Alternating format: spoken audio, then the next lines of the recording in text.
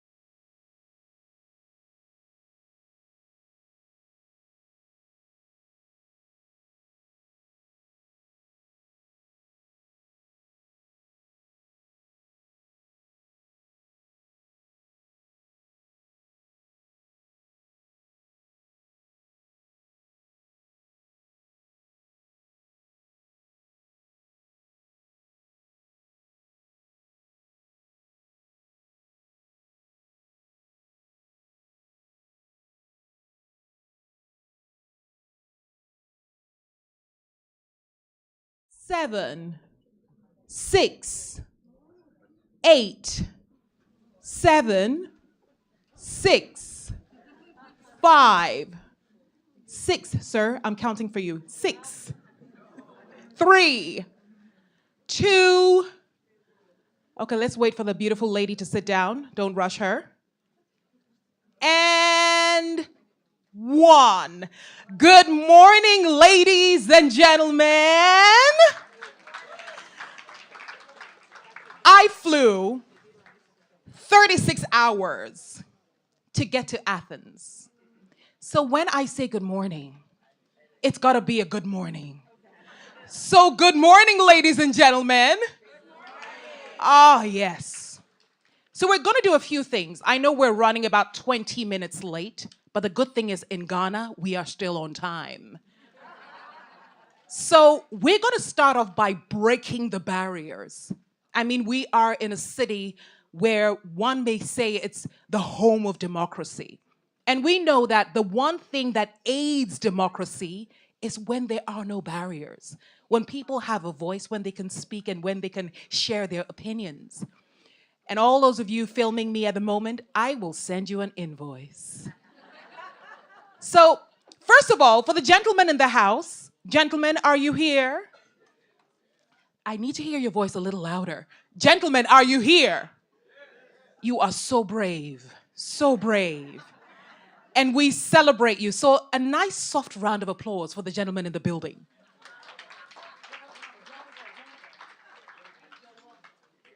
But, ladies, are you in the building?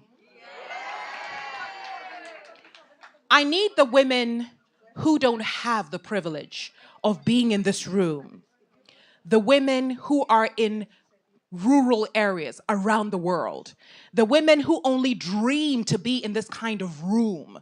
I need them to hear you from Athens to Paris, Paris to Johannesburg, Johannesburg to Lagos, Lagos to my city, Accra, Accra to where else?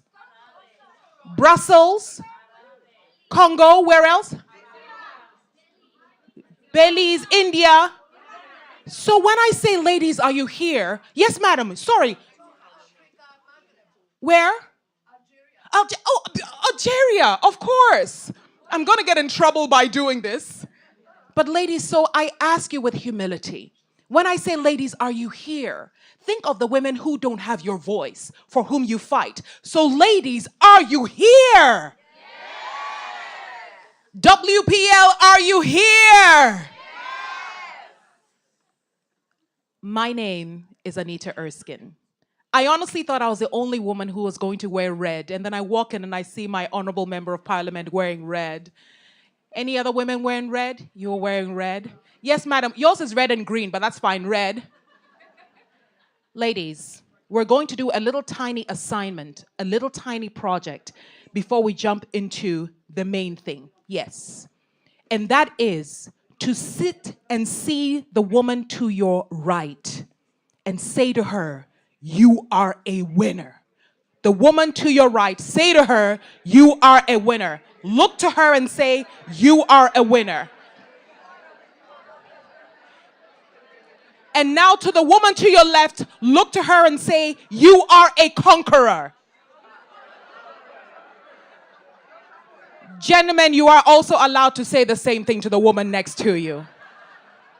Ladies, we are ready. The room is warm. Our voices are warm. We're starting off by officially welcoming you. And this official welcome will be done by 3 extraordinary women. And as I said before, please always give them a warm round of applause. We're not only here to speak, we're not only here to engage, but we're here to garner the kind of support we need and require from each other. Our theme is democracy in the 21st century. And that democracy, as far as women is concerned, is designed for us, with us, because we know that when we are involved in the democracy of our nations, societies change for the better. And so, ladies, to warmly welcome you, please allow me to bring to the stage, to give you the introduction of course, what we're about to do over the next 48 hours, coming in succession. Please, first of all, warmly welcome the Minister of Tourism of Greece, Olga Kefalogianni. Thank you. I think a little louder than that.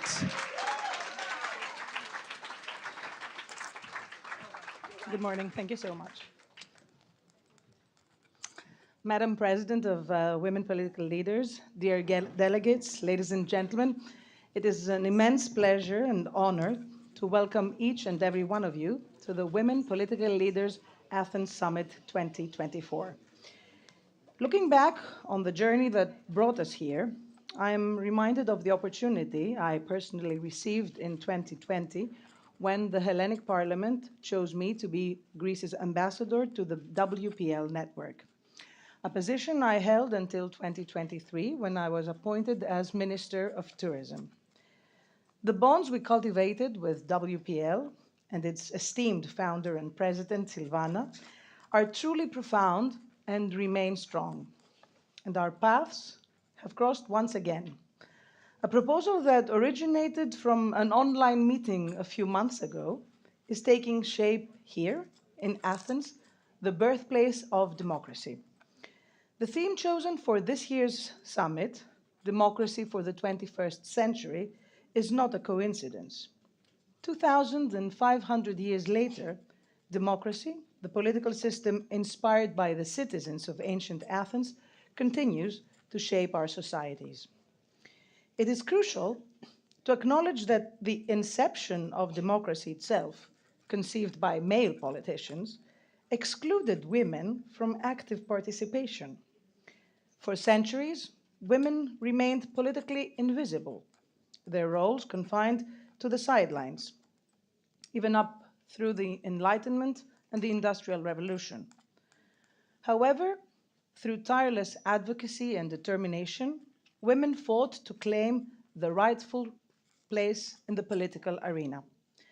Dynamic political actions were needed in this process, actions such as the drafting of the Declaration of the Rights of Women in 1791 by Olympe de Gouges, the first women's rights convention in the state of New York in 1848. And these efforts continued by women who passionately fought in the male-dominated political world of the 19th and 20th centuries. They paved the way for women's democratic rights and, of course, the right to vote and to be elected. But even in the end of the 20th century, the road of women's participation in the political life of societies was still challenging. Taking our host country, my country, Greece, as an example, let us contemplate to the fact that women's voting rights in parliamentary elections were only established by law back in 1952. The first female member of parliament was elected in 1953, while the first female minister was appointed in 1956. And here we are today. Women politicians from 57 countries around the world, women of the 21st century with courage and a strong willingness to contribute to our societies. Ladies and gentlemen, WPL fulfills its commitment to strive in all its activities and highlight the positive influence of women in political developments. It believes in and works for three specific targets at better political representation of women: open communication, the interconnection of women politicians, and further networking. At WPL, expertise in politics is shared from politicians to politicians, from women to women. Maintaining a strong and effective network requires communication, collaboration, and of course, regular exchange of ideas. And this is precisely the purpose of WPL summits. As we gather for this year's summit, I'm confident that our deliberations will yield fruitful insights and pave the way for meaningful progress. I would also like to stress that this network actively forges communication channels among women political leaders, regardless of their political, geographical, or cultural backgrounds. Ladies and gentlemen, ministers, colleagues from parliaments from around the world, this year's event, with more than 270 participants from 57 countries, is held under the auspices of Her Excellency, the President of the Hellenic Republic, Katerina Sakelaropoulou, the first female president of the Hellenic Republic. We all had the opportunity to have a wonderful reception hosted by her yesterday at the presidential mansion, and we look forward to welcome you to tonight's award ceremony at the Acropolis Museum, where she will be honored for her contributions as a female politician and for the path she opened with her election as President of the Hellenic Republic. Dear friends, I hope this summit's discussions will be highly productive, speaking valuable insights and fostering close connections among us all. The agenda of the discussions will highlight issues such as the use of artificial intelligence in an equitable politics of the future, violence of any form against women politicians, and the stance of political parties at democratic agents. At the same time, we expect fruitful discussions on the future of women's representation in politics, as well as on the improvement of institutions and mechanisms of democracy functioning with equal participation regardless of gender. Women politicians are here to discuss for an open, modern, and participatory democracy, a democracy for the 21st century. Thank you very much for your attention. Thank you, Minister. And now please welcome the president and founder of Women Political Leaders, Silvana Koch-Merin.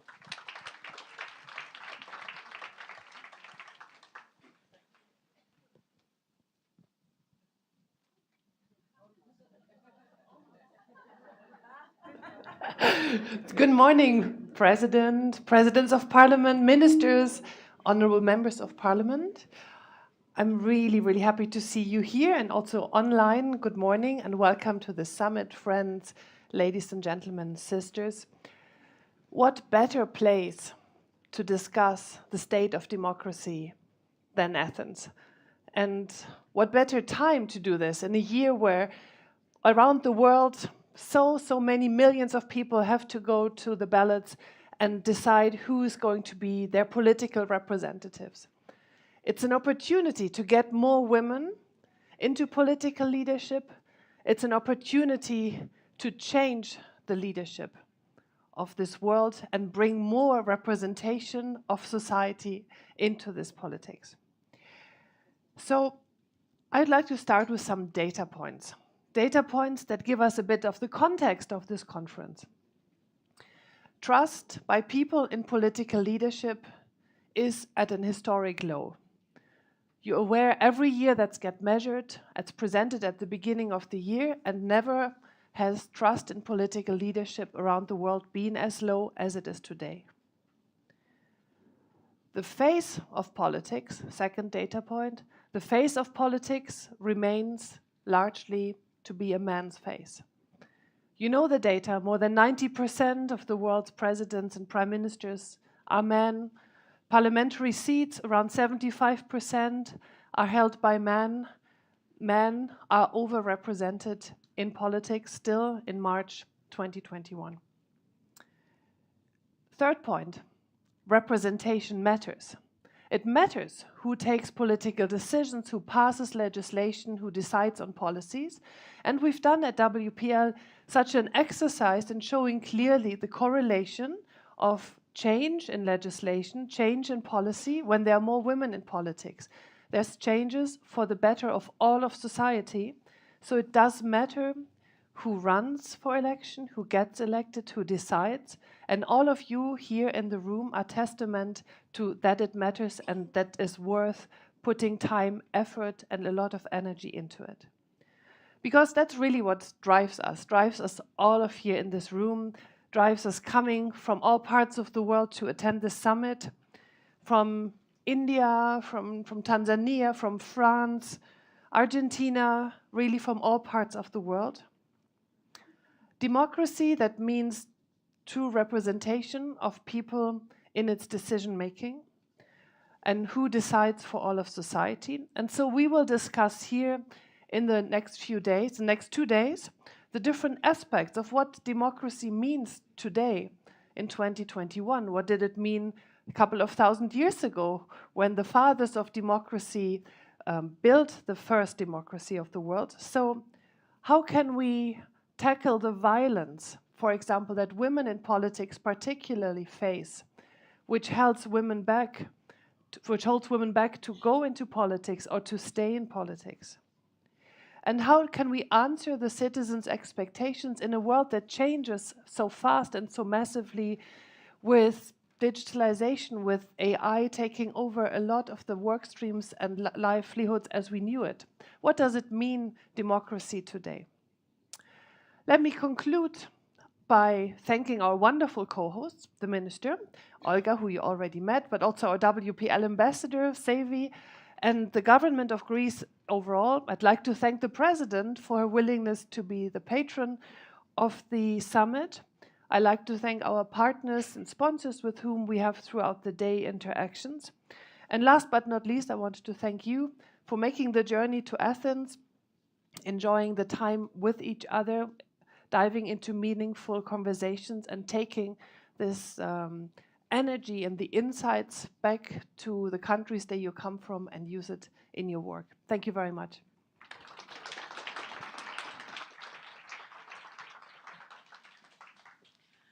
Thank you very much. And now, ladies and gentlemen, please allow me to bring to the stage the chair of the WPL board, Dr. Obi Ezekwesili.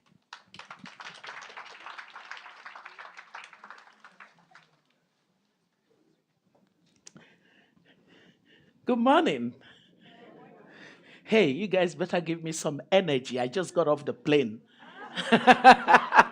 So I'm hardly awake. I shouldn't be more energetic than any of you who got a good sleep last night. But I'm really excited to be in the Hellenic Republic and to actually know that women are gathered once again at our summit. First, very strong gratitude to all the great leaders of this bastion of democracy, because you introduced democracy to the world. And we're excited to be here for the symbolism that your country represents, but even more so, the enduring state of democracy, even though it wobbles today. We do know that democratic reversals are all around us. Democracy appears not to have delivered in recent times. And so there's a whole backlash on democracy that's happening across countries of the world. But one thing that is clear is that people prefer to be in environments that give them freedom politically, because political freedom is correlated to economic freedom. And economic freedom is the basis of innovation and enterprise. It is the basis for society to thrive. As a matter of fact, when you look at the analysis and the data, societies that offer freedom have done better economically than societies that withhold freedom. And so our gathering today in the Hellenic Republic is a way of the global women saying, it's democracy we prefer. Is that what we're saying? We prefer democracy. It doesn't matter what other models offer, and they can be quicker in offering certain things, but the truth is, women need freedom in order to be the best that they can be. Am I correct? It is the lack of freedom that's held back women from thriving in the past. And so authoritarianism, in any form that it comes, is not something we want to toy with. So would you like to clap for the fact that we agree with democracy at this summit? We want this message to go out to the world that the women of the world believe in democracy.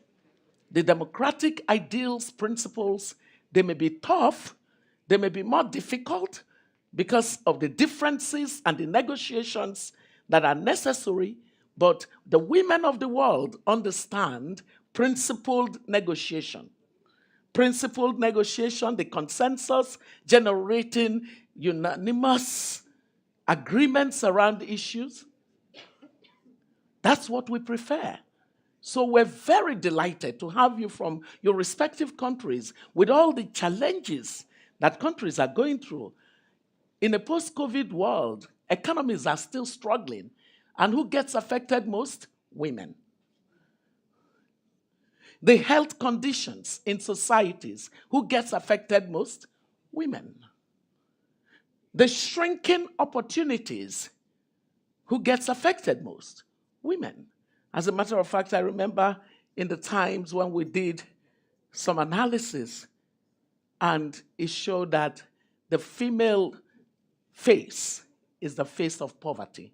And so we had the concept called feminization of poverty. Democracies exist to ensure that citizens would have the opportunity to be the best that they can be. And if citizens must be the best that they can be, women, who make up half of the population of the world, cannot be missing from the table of conversation.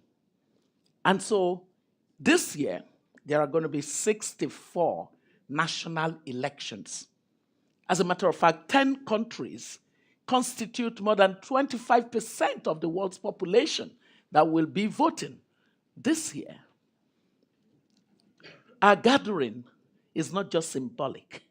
Our gathering is meant to energize us so that in these respective countries where there will be elections this year, we will continue to stand very firm in our conviction that women must be at the table of decision-making. We congratulate you as a country for having the president as a woman. We look forward to when both the president and the prime minister will be women. Why do you laugh? I am not laughing because we will come back here to celebrate when that happens in your politics as a way of showing the way that this is all possible. There are uncertainties in our world today. So many challenges that the world must fix. We talk about the United Nations. We talk about the multilateral order and the multilateral system. They're struggling. New ideas are necessary to get things working because we have global problems to solve. Climate change, disruptive technologies, including AI, issues of cyber terrorism, issues of terrorism, the conflicts, large and small. There are so many of them. The global economic deterioration, all of these have to be solved, but they cannot be solved by men alone. That's why national parliaments must have women. That's why executive branches of government must have women. And by the way, many of you in this place are already doing the your woman's job. Did you hear that? I didn't say your man. I said your woman's job of holding up the prospects that women carry. We celebrate you. We want you to have the best conversations possible. We want you to build the strongest of networks possible. We want you to forge partnerships. We want you to enjoy knowledge. Above all, we want you to remember that we're in this together. That's why all through this session, I will only call you sister. Because regardless of where you're from, there's a sisterhood that binds us together in this common fight to make sure that not just the president here in Greece, my dear sister, the president from Ethiopia, the many other leaders that are here from various countries, but that we can multiply the number very well. United, we stand. United, we prevail. Welcome.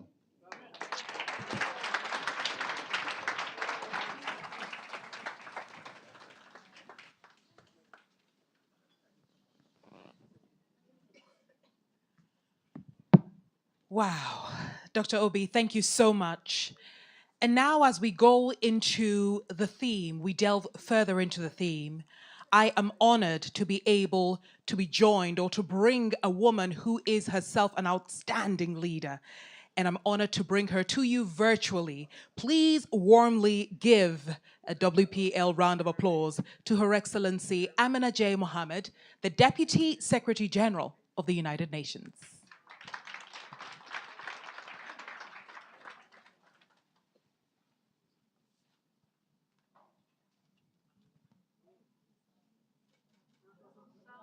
halfway point of the 2030 Agenda for Sustainable Development. The SDGs provide the most comprehensive framework to address our most urgent challenges, from eradicating hunger and poverty to accelerating climate action and ensuring quality education. And they have as their docking station Goal 5 on gender equality. The importance of this goal and of women's political participation has never been clearer. Advancing women's participation is critical, not only because women are significantly underrepresented in decision-making, but also because the future of democracy and achievement of peaceful societies depends on it.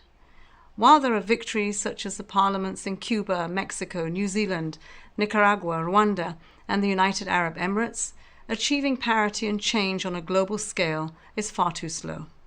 Structural barriers, harmful social norms, and violence continue to undermine women's participation and well-being. Excellencies, this year's an estimated 1.6 billion people will cast their votes in elections, more than half of them women. Yet women's political participation is under threat. Technology-facilitated gender-based violence is deliberately wielded to silence women, discredit them, and push them out of public life. Online threats have become a regular occurrence, and social media accelerates the scope and scale of online abuse. The UN system supports countries in every region to tackle barriers to women's participation, to undertake the needed legal reforms, and address violence against women in politics, including violence that is facilitated by technology. Our common agenda and the Secretary-General's call to action for human rights places women and girls at the center of social, economic, and security policy.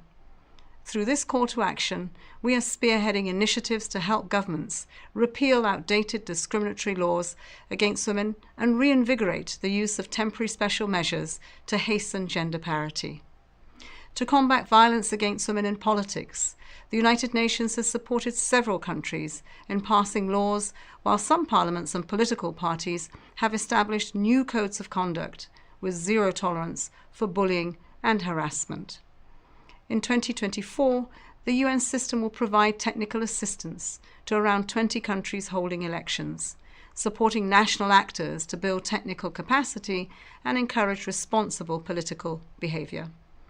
Excellencies, at this moment, member states, civil society, a multitude of stakeholders are gathered at the United Nations headquarters in New York for the Commission on the Status of Women to discuss how to strengthen institutions and financing to eradicate the poverty faced by women and girls.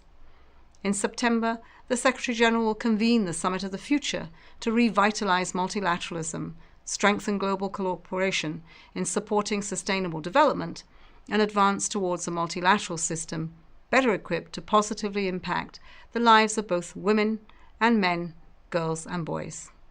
Women's equal leadership and participation are vital to create peaceful, resilient communities and societies. When women enter spaces once dominated by men, it changes those spaces, bringing in new perspectives, correcting blind spots, and ultimately improving decision-making. It will take women and men to make this a reality, because anyone who has the privilege to sit at the table has a responsibility to make room for parity. To forge the sustainable future we need, we require the support of leaders such as yourselves. As we approach the 30th anniversary of the Beijing Declaration and Platform for Action in 2025, let us reaffirm our commitment and work together to ensure the meaningful and equitable political participation of women and girls, paving the way towards a more inclusive and sustainable world. Thank you. Thank you very much, Your Excellency. And for those of us joining us live, we are in Athens, and this is a room filled with more than 57 countries. And it's not only outstanding, it's also extremely powerful. Talking about power, we're going into our first panel discussion, themed Representation Matters, More Women to Power, More Power to Women. And this conversation is an ode to the essence of the crucial role of women's representation in politics. Please welcome the panelists: Rosaina Adam, Member of Parliament, People's Majlis, Parliament of Maldives, who is also a WPL country ambassador; Titi Gezi, who is a Deputy Speaker of the National Assembly Parliament of Zimbabwe; We also have Goedele Leekens, who is the member of the Chamber of Representatives, Belgian Federal Parliament, also a WPL country ambassador. Last, definitely not the least, we have Simonida Koric, who is the member of Parliament, Montenegro. And this conversation will be moderated by Amanda Ellis, ASU Wrigley Global Futures Lab, former UN ambassador and lead specialist gender, World Bank. Please give them a warm welcome.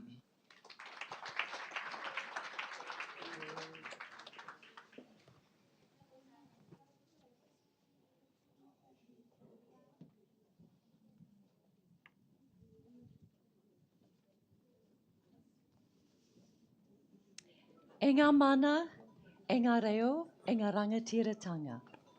Greetings to all of you incredible women political leaders in Māori, the indigenous language of Aotearoa, New Zealand, my birth country. We have a lot of space. Tēnā koutou, tēnā koutou, tēnā koutou katoa. Why 3 times? Why is our tradition 3 times?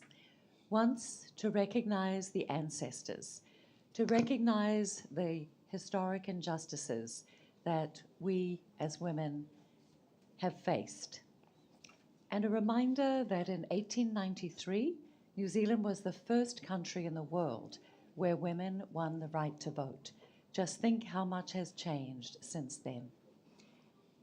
Second, for all of us present now, and as Silvana pointed out, over half of the world's population will go to the polls this year. This is a critical year for democracy. And third, for the future. And we've seen Silvana's wonderful daughters here, and I'm delighted, having been with the Women Political Leaders Forum since the genesis in Brussels in 2013, and seen them grow up with incredible role models, all of you. So it's an absolutely critical time for us to be gathering together and to be addressing this important topic of more women to power, more power to women. And we could not have a better panel. So I am absolutely thrilled to introduce our wonderful panelists today by starting off with a question. In fact, no, I'm going to begin with a quote from the Secretary General, because Amina just mentioned we are in the middle of CSW in New York. The patriarchy is far from vanquished. It is gaining ground, said Secretary General Guterres. And that is unfortunately true. Indicators on women's rights are actually regressing. I was lucky enough to be launching Women, Business and the Law at the World Bank last week, a project that I started 15 years ago, and I have some bad news. We have gone from an estimated 3/4 of rights that women have compared to men to 66%. So women only have 2/3 of the rights that men have globally. So our work is cut out for us. UNICEF recently came out with a report saying that female genital mutilation has increased, now up to 250 million women and girls. So we have a lot of work to do. And I am thrilled to be joined by such talented and dedicated panelists to share with us some of their responses. So we know the broader societal implications of having diverse and inclusive political representation really matter. I would like to begin by asking everybody this question. And Simonida, let's start with you. Yeah, my name is Goedele Leekens. I'm Oh, from sorry, Belgium. Goedele. Sorry. Yeah, I know, sorry, it's sorry. a difficult name. Just stick with Goedele. It's already difficult enough. No, I think what you emphasized very well, that we made some progress, but we're not there yet, and even there's a backlash. And I think we could ask ourselves the questions. We're in 2024, and we still need to tell why representation matters. We still need to tell that. Unfortunately, And I think it's very important that we tell that. And because I've heard it here before, it's about democracy. Of course, it's about democracy, about all citizens being represented. It's about human rights, being against discrimination. And so, of course, it's about that. But I think it's more important that we emphasize that it's about the difference that it makes for a whole society if more women are represented, if more women are in a political role. And I want to say it's maybe even typical female. It's not about us. It's not about the fluffy and nice feelings towards women. And no, it's about the society that benefits as well economically as socially. So societies with more women in a leading role are less likely to go to war, have more equality, or less likely to abuse human rights, or have less corruption. Women are more participating in economics, more people participating benefits economically for the whole society. It even leads to a lower amount of women experience gender-based violence. So there's so many, the impact is huge, not for us women, yes, for us women, but especially for the whole society. And I think that's a really important thing to emphasize over and over again. Fantastic. Fantastic. So, Gula Leekens, who is a Women Political Leaders Country Ambassador for Belgium and member of the Chamber of Representatives. But you've also been a UNFPA Goodwill Ambassador for 20 years. Yes. So fantastic points. Moving now to Rosina Adam, who is a Member of Parliament in the Maldives. And I want to tell you a statistic. One of 4 women MPs out of 87. So quite an achievement. And you are also a WPL country ambassador. Tell us what you are seeing as the broader societal implications of having diverse and inclusive political representation, which clearly you need to work on a little more. So congratulations for being one of 4. Thank you. Before going on to the broader perspective, I'll start with a small example. I was working on my campaign for the president of the women's wing of my party, and I was traveling through Maldives to all the islands. And I found that in the regional airports, when we go into the toilets, there is no hook to put our handbags in. Really. And I was wondering, who designed these places? Obviously, somebody who didn't know that women carry handbags and we need that hook. So I was talking about this during my campaign, and the managing director of the regional airports was there at one of the rallies, and he heard this. And at the end of the campaign, the last island I traveled to, in that island in the airport, I found that they had put the hook. So they started putting the hooks in all the islands. So this is just a simple example of things that men overlook that we females need. So, of course, there is quite a difference in the way men think and the way females think. When we talk about giving quotas for women, it's not because we just like to see female faces, as she just mentioned, in the parliament or in the cabinet. It's because we need our voices heard in those places.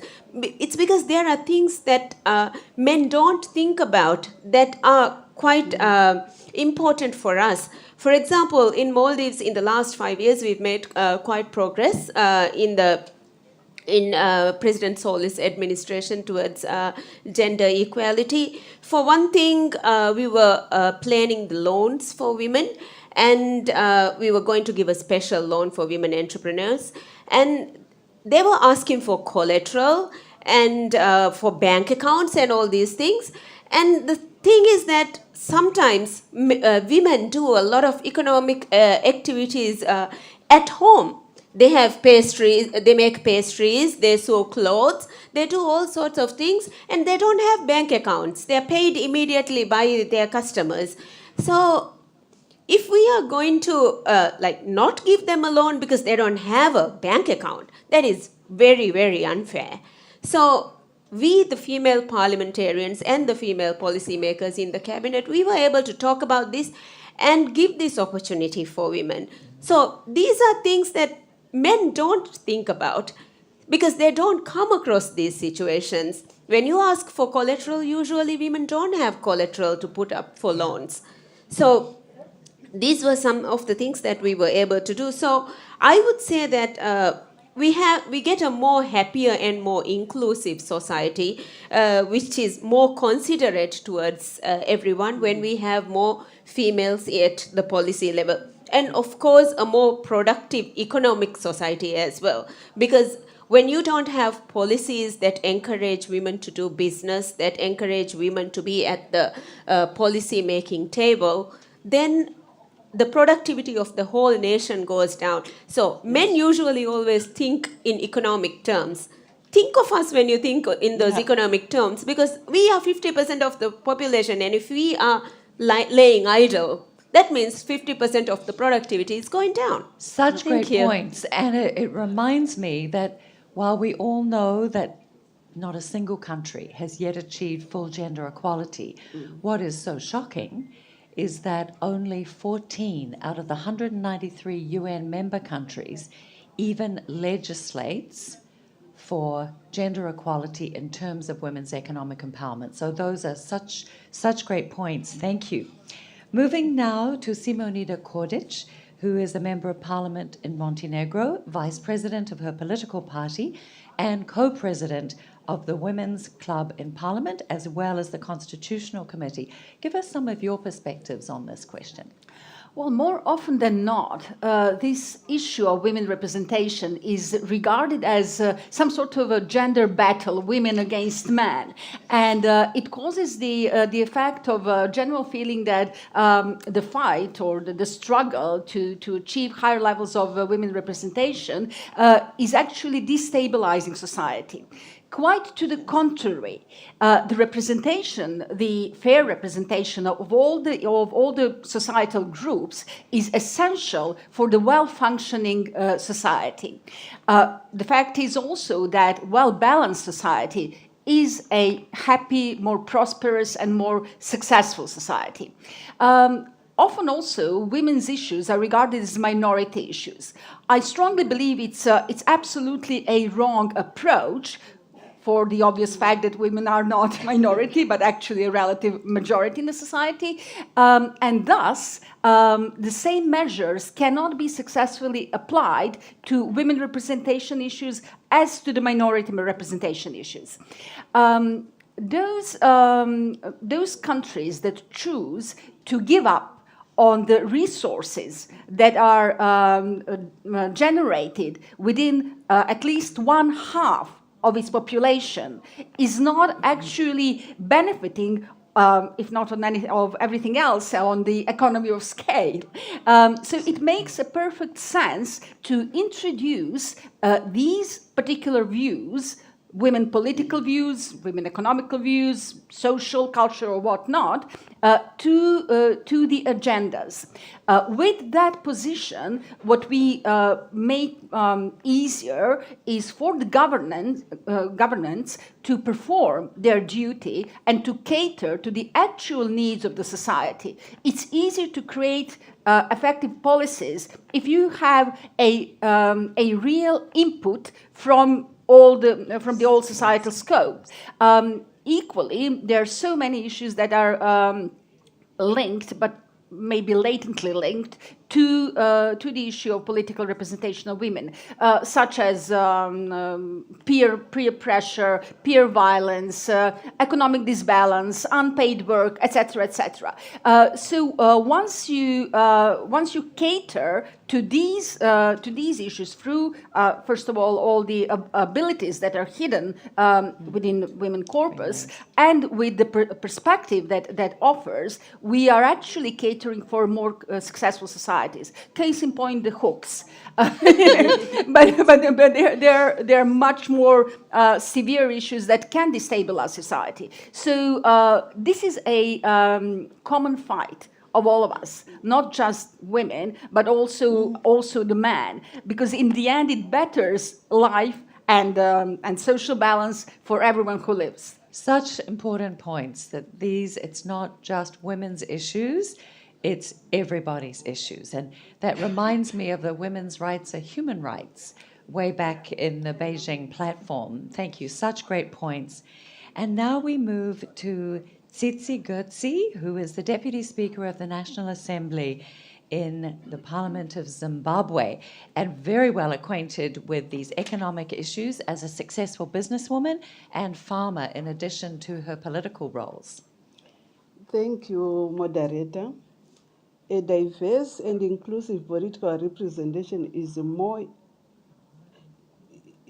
important, but I would dwell on the few of the items. It promotes greater legitimacy and public trust in government because the community will feel represented. It has potential of reflecting the needs and interests of the entire population as the women, the youth, the disabled, the traditional leaders will be represented, as is the case in Zimbabwe. In Parliament of Zimbabwe, there is a women's quota, youth quota, the disabled are also involved, and the traditional leaders are also in Parliament. It empowers the women and other marginalized groups. It reduces inequality, enhances democracy, and encourages active participation in civic life. For example, Women Parliamentary Caucus in Zimbabwe engaged the Treasury, which resulted in the launch of Zimbabwe Women Microfinance Bank, and that bank is helping women in funding their projects. So if we have more women in positions of power, they will be able to fight for the emancipation of other women. The women parliamentarians in Zimbabwe lobbied for the tax reduction on sanitary products and provisions of free sanitary pads in primary schools. This has increased access to affordable sanitary products and improved school attendance in rural areas and in our marginalized community areas in Zimbabwe.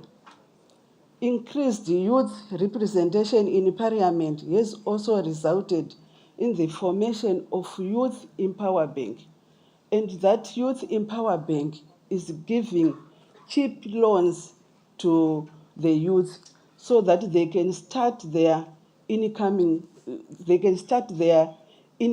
generating projects. Inclusion of disabled people in Parliament of Zimbabwe resulted in the launch of the disability policy, which will help to alleviate poverty, reduce vulnerability, and enhance social protection schemes. That's what I can say. Fantastic. And what an amazing summary that we know that there's less likely to be war. It was actually a woman in Namibia who, in fact, initiated UNSC 1325, which has been such a critical resolution. And when I served on the Security Council, was such an important beacon to have.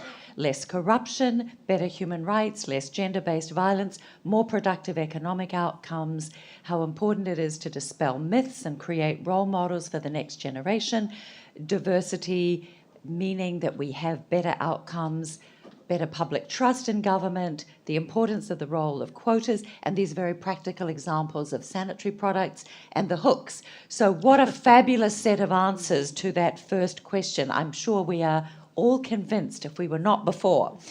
And let's move now to the significance of measuring the impact of women in politics on both policy and regulation. And I have a colleague, Mickey Kettleson, who has just written in the Oxford Handbook of Political Participation. And her research shows that when women are elected to the highest and most visible positions, there are positive effects, not only for all the policy outcomes that we've heard about, but also for the next generation of leaders. So we're going to hear now from Rosena and from Simonida their views. What is the significance of measuring the impact? First of all, I think by measuring the impact in terms of positive changes that women in powerful positions bring, we will be able to encourage more women to join politics, and we will be able to change public opinion, create more awareness as to why we want more women in politics. Usually we find that we bring up a lot of good policies, but we don't talk about it enough. We don't have enough statistics on the kind of impacts it has brought on.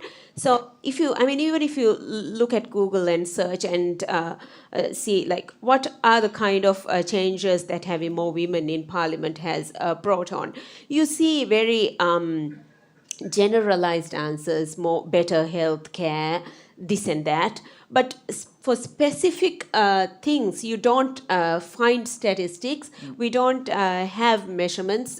So it's difficult to analyze the impact of what has happened. For example, we brought in the Domestic Violence Act. And a lot of reporting has happened since the act was we started acting upon it. And then you think, it has brought a lot of big changes to the lives of the people who are actually suffering from domestic violence. But how many people know that these solutions have been brought forth? It's only the people who are suffering that know about this. So you don't know the importance of that act, how important it has been in making a difference. So this is one thing. And of course, another thing I wanted to mention was about harassment. Like a lot of women suffer harassment in the workplace. Nobody knows about it. But after we implemented the Harassment Act, we found that even in independent institutions which are monitored by the parliament, a lot of women have sent us complaints about the commissioners themselves even, that they are being sexually harassed by these people. And it was these acts, these laws that made the impact. And these laws were actually, in most countries, I think these laws are presented by women. In my country, like the Domestic Violence Act and the Sexual Harassment Act, both were presented by me to the parliament. Thank you. So we need, as I mentioned before, we need to measure the significance of these acts to encourage other people to put in more laws like this, and also at the same time to encourage more women to come into politics and also to increase awareness within the society. The time Wonderful. is running, Thank you I'm so trying to keep it much. short. I know. Simonida, your views. Yes, thank you. The fact is that intuitively we all think and feel that more representation and more inclusion of women in positions of power does equal better access for women to legal rights, to economic rights, etc. And data actually support that. However, we need to be aware of the fact that empowerment is not a goal in itself. It's not an achievement per se. The purpose of women empowerment is actually to support women in having more agenda, more agency, and basically to exercise the rights that are formally given to them, but seldomly exercised to the full extent. Equally, we have to tackle the issue whether representation equals empowerment. It actually does not. To the certain extent, it meets certain goals. But it is not the same thing at all. For instance, there are women that are in the position of power, say political power, which do not entertain the issue of women agenda, of social equality, equal rights, etc. Also, women who did enter political stage and did gain certain influential positions often are met with various very often anonymous obstacles in tackling these particular rights. So rather than looking at this issue as like a general sort of tidal wave that shall bring us somewhere to some sort of shore, it's much better, it makes more sense to tailor make it and tackle it in details. And that's where the measurements kick in. So we need to create general measurements of empowerment, general items to try to actually express it through data. It's always the most convincing way to do it. But also, the general measurements do not apply to all societies, all women, all issues. So we have to have another set. And the aim of that is actually to identify what are the teeny tiny issues that are preventing to maximize on the results of women representation, and to create policies to eliminate those narrow straits. Terrific. As an economist, this is music to my ears. And I think what is so interesting now that we have the Global Gender Gap Report from the World Economic Forum, which allows us to track countries over time, we have that specificity. And I was listening to the chief economist from the World Bank last week, who reminded us of the business case you have both talked about.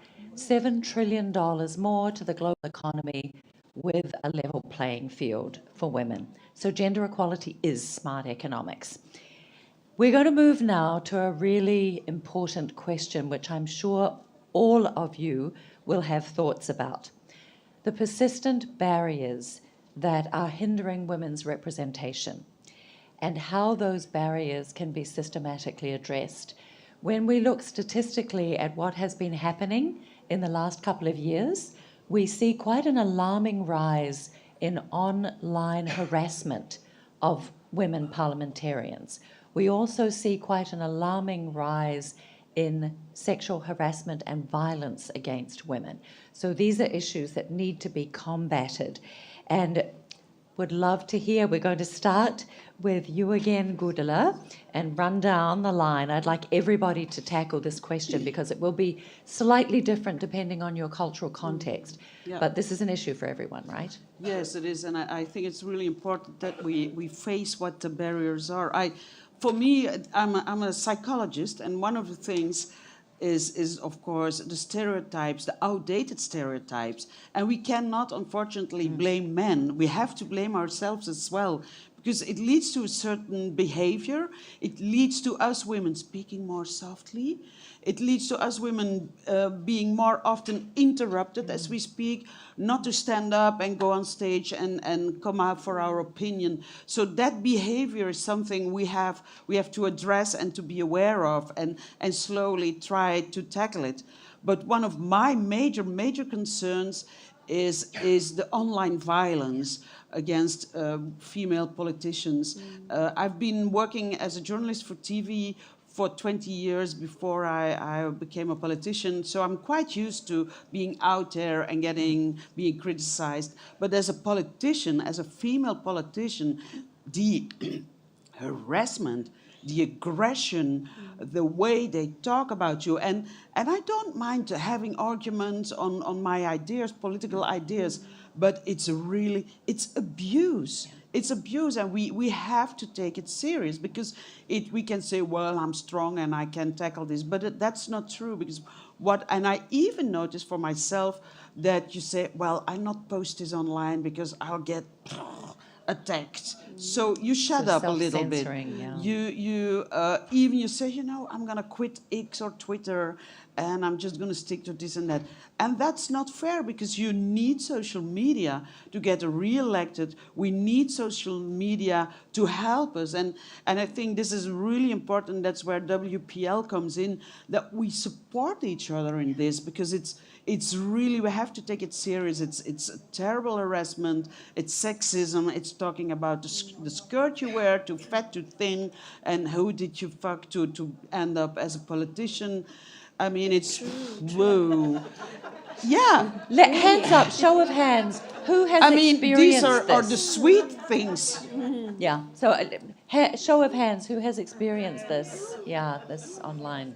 And I'm just quoting the sweet things. Yes. Some go really much further and threatening. And so, yeah, It's a I real think we have to take scourge. it serious. Thank you. What I feel is now, I think almost in all our constitutions, we give equal rights to women to compete in elections. But the thing is, equality doesn't always mean equity.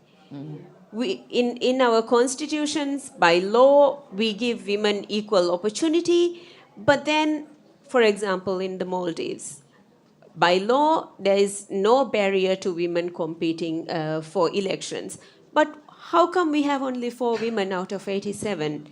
So there's something wrong there, isn't it?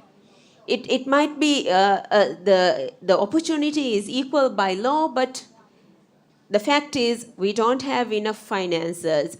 Women find it hard to travel from their islands to relocate their families, for example, to go into the parliament. So many different barriers are there. So we need to try and bring this equity in.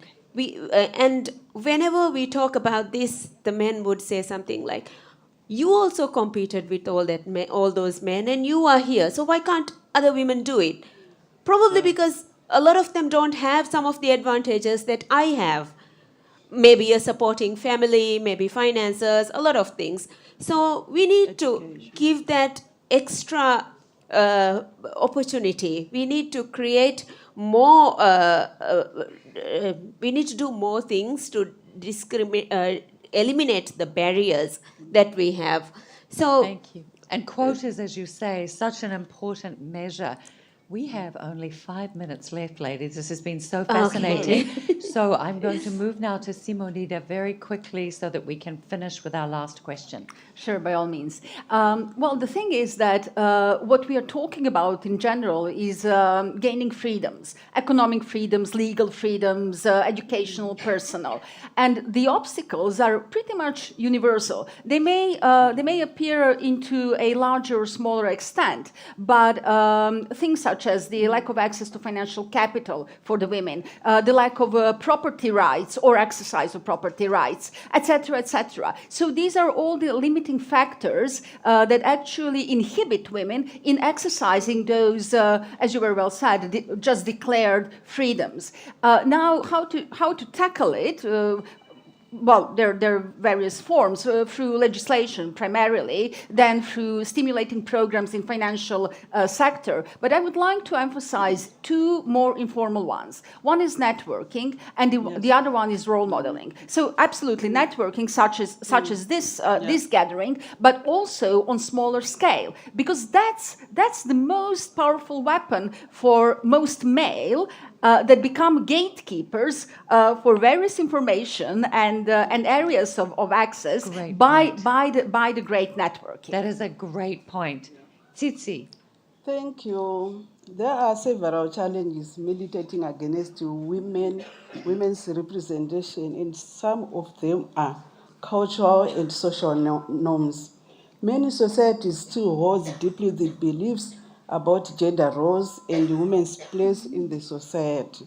Addressing these beliefs requires challenging and changing cultural norms through education, awareness campaigns, and advocacy.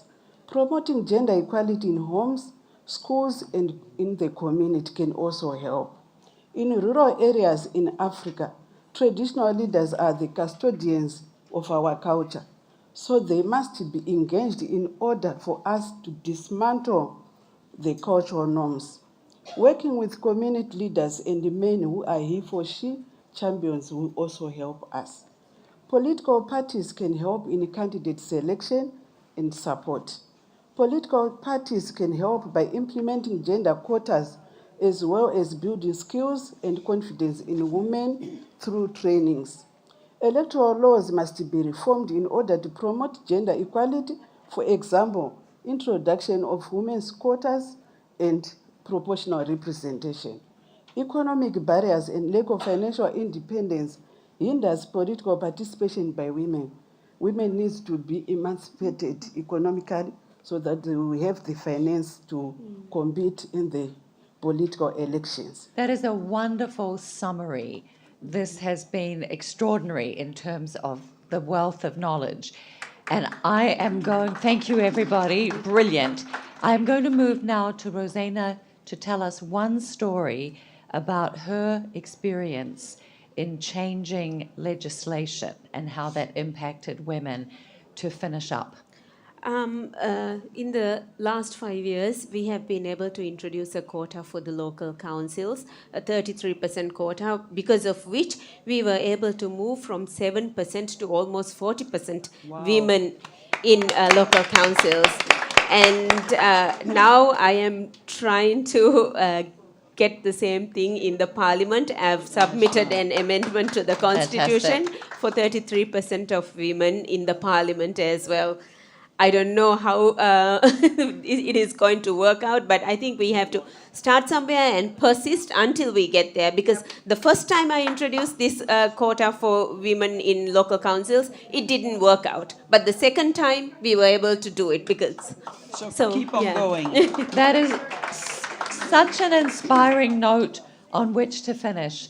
And I wanted to end with a quote from our visionary founder of Women Political Leaders Forum, Silvana.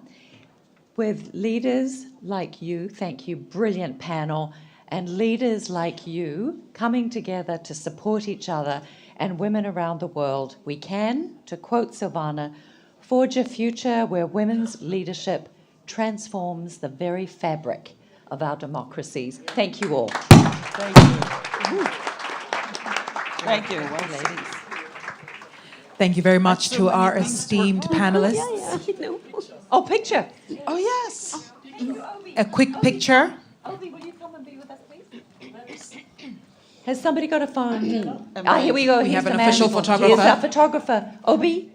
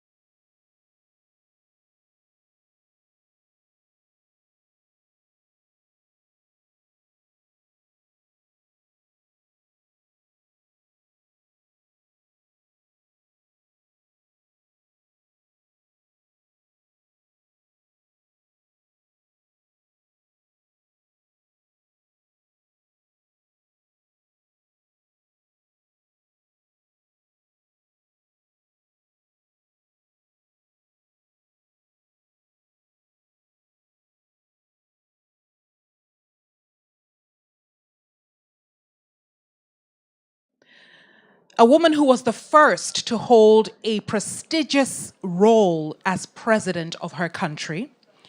And she completely embodies the spirit of progress and resilience.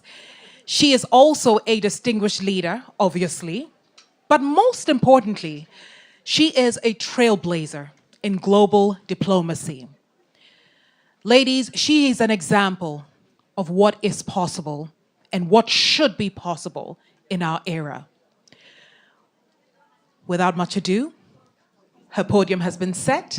Please give a warm WPL welcome to the President of the Federal Democratic Republic of Ethiopia, Her Excellency Sahle-Work Zewde.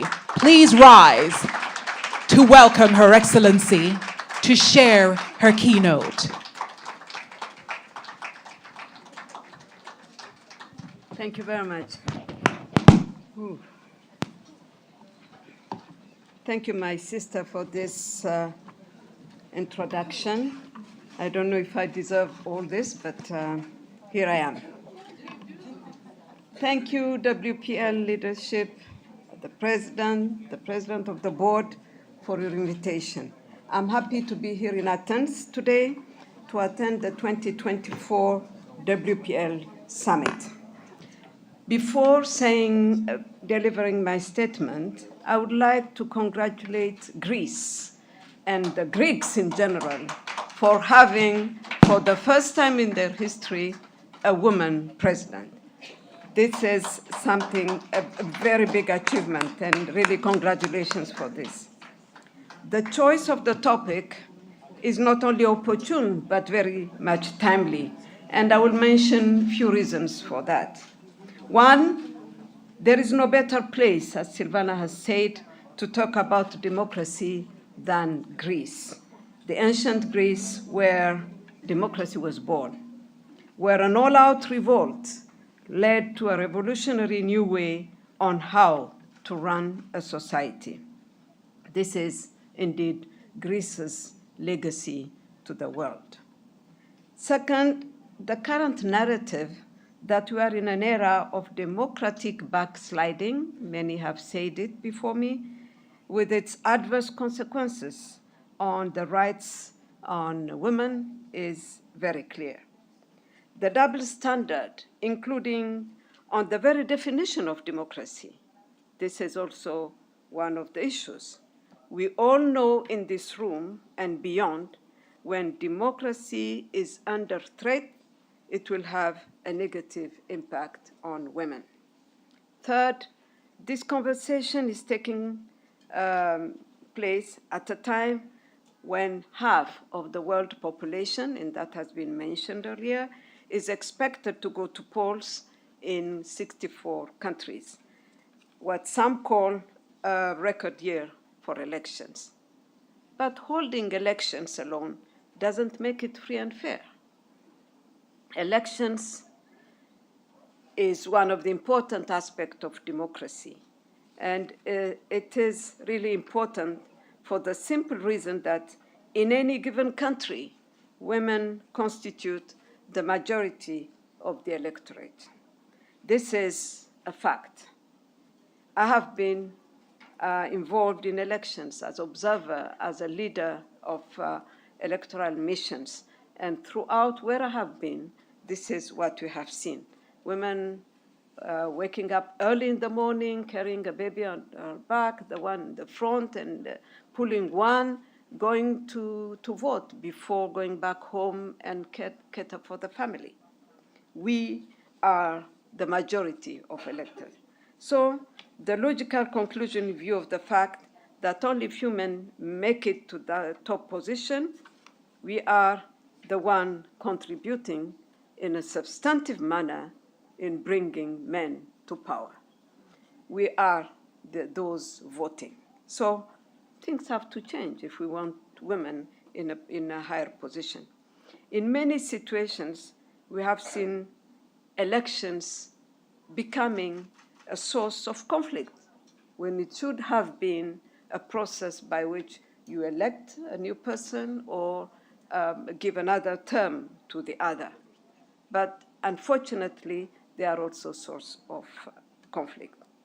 That parliaments are too often not representative of the society as well as political forces, and that there is a need, which is not new, to introduce a proportional representation in order to make democracy alive in our respective parliaments, senates, and different assemblies. This has to be done. It's not only because we have elections and we have brought a substantive number of people within parliaments. If it doesn't reflect the reality on the ground, a proportional representation is required. And that helps in a great deal for democracy to take root. Much has been said on all these issues. With maybe the risk of repeating, I will add few points. There is a pressing need for women to be at the table of power when she can decide, because her participation is a fundamental prerequisite for gender equality and indeed genuine democracy. This has to be really something we have to achieve. Equality, because she will give higher attention, and it has been proven, to women issues that she cannot bypass. For women to be candidates,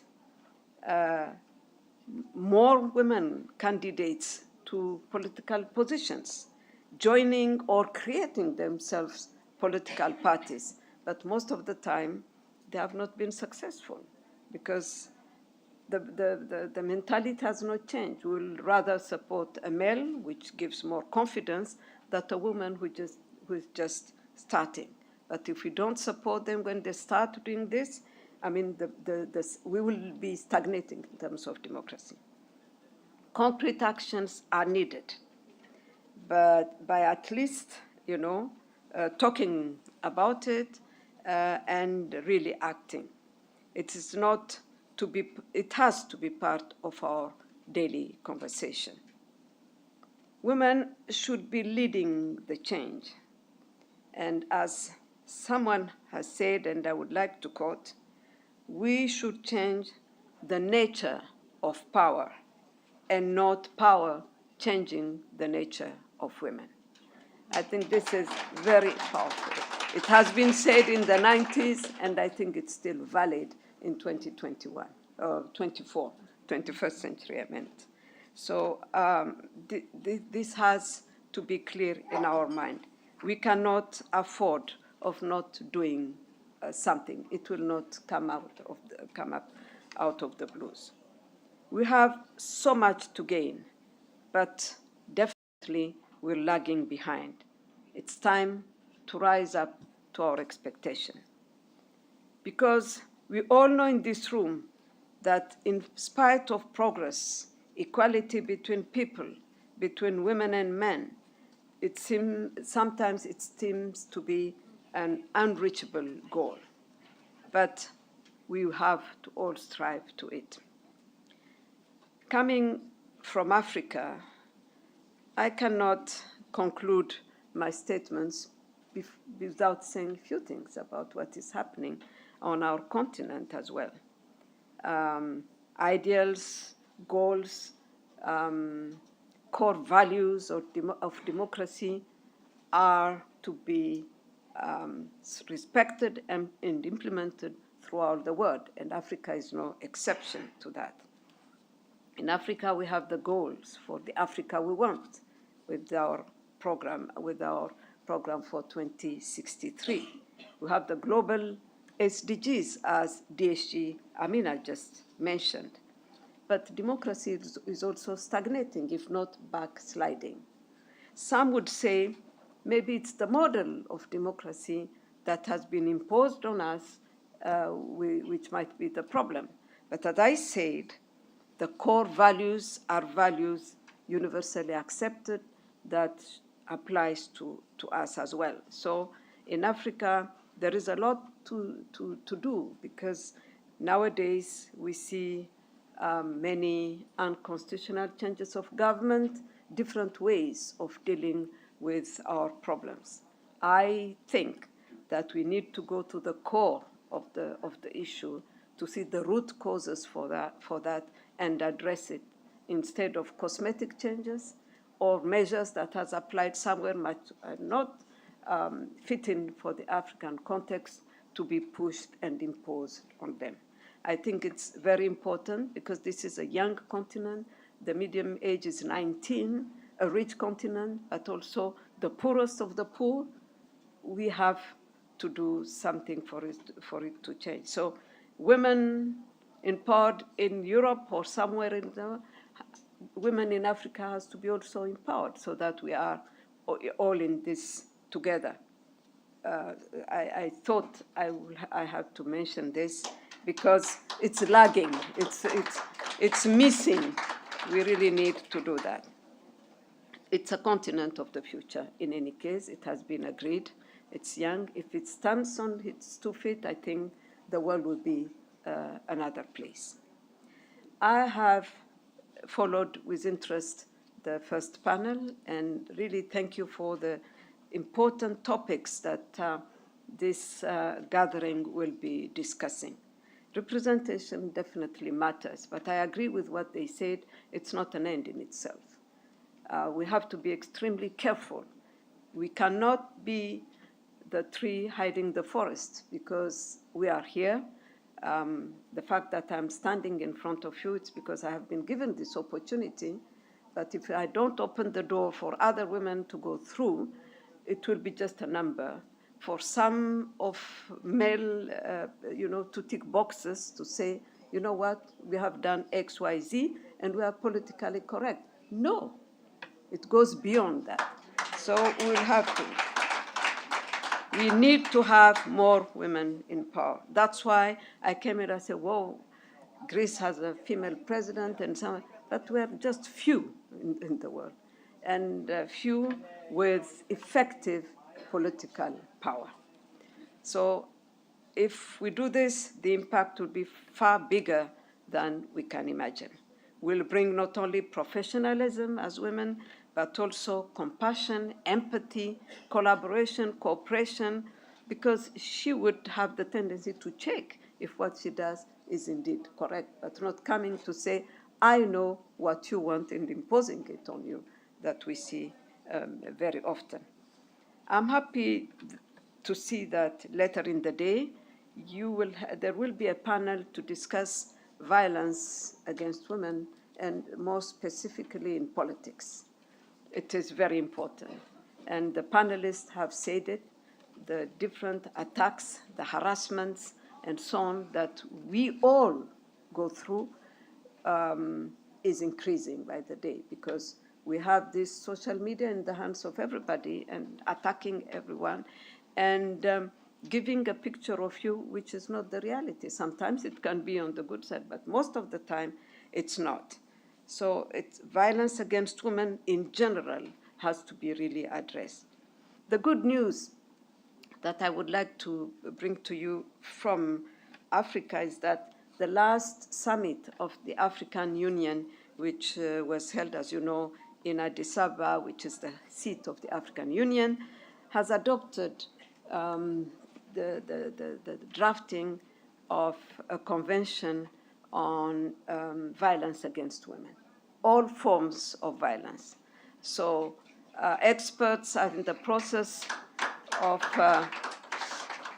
it's a long fight, but it has made its way through the until to the top, to the summit. They have accepted it. Experts are in the process of drafting this convention, and hopefully it will be signed next February when the leaders meet in Addis Ababa.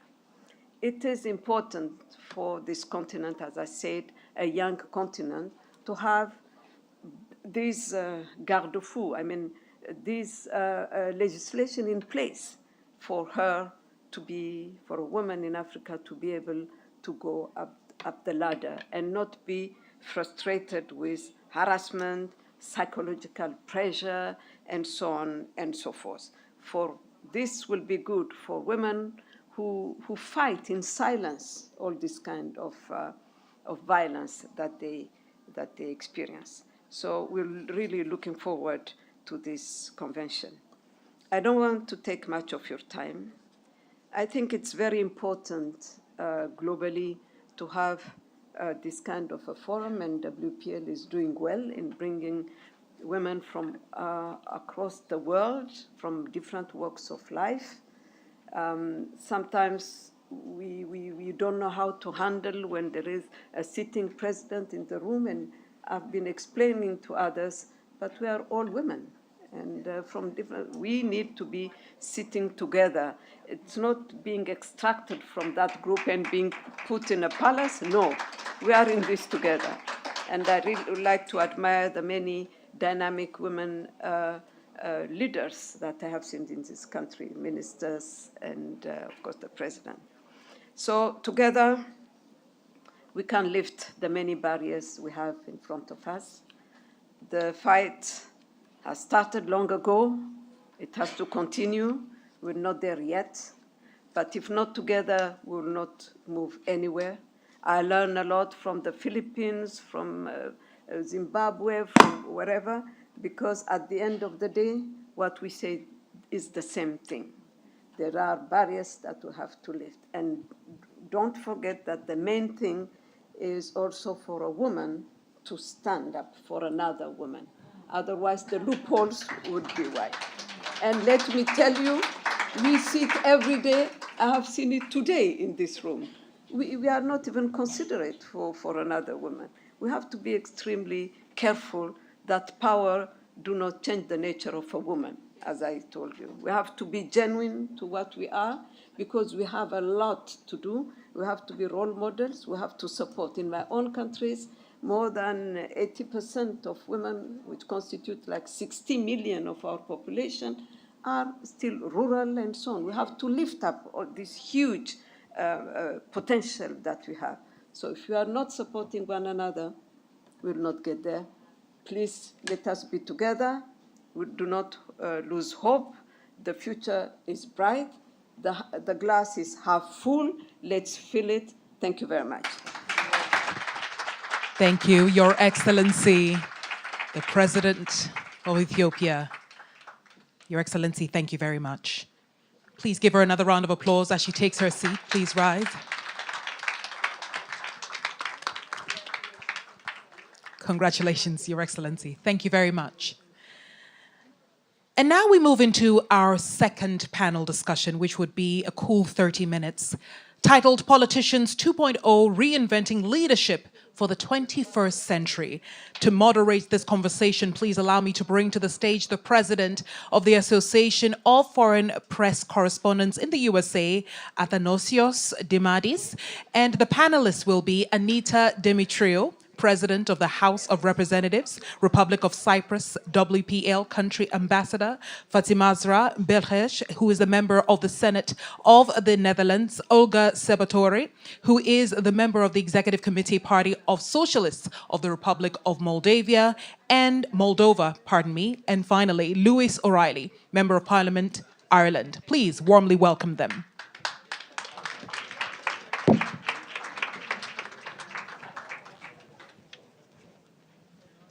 Right? And as the panelists take their seat, please note we've got coffee outside. Kindly, we respectfully request that if you're going to go outside, please do it quietly so as not to disrupt the panel conversation. Thank you very much. Over to you. Hello, everyone. First of all, I want to thank Dr. Obi and Silvana for their kind invitation here today. And I must say that I took this opportunity with double pride because not only this important forum is hosted in my homeland, in the country where I was born, but also because the democracy in Greece right now is historically in a point where it has been most inclusive for the role of women. We have the President of the Hellenic Republic as a woman. We have the Minister of National Tourism as a woman. We have the President of the Greek Tourism Organization as a woman. And there is also many other women in the Greek cabinet. And we are here today to discuss with 4 accomplished women how we can form the leadership for the 21st century and what does it practically mean for the women, for their roles, the important roles they serve in the parliaments of their countries, and also for their constituents. I would like to start with Anita Dimitriou, who is the President of the House of Representatives of Cypriot Republic. And I also want to introduce you to Fatimazra Belhesh, who is a member of the Senate of the Netherlands. Thank you for being here. Olga Tsepotari, who is member of the Executive Committee of the Moldovan Party of Socialists, and she was also the former Deputy Minister of Moldova for Reintegration, and Louis O'Reilly, member of the Parliament of Ireland.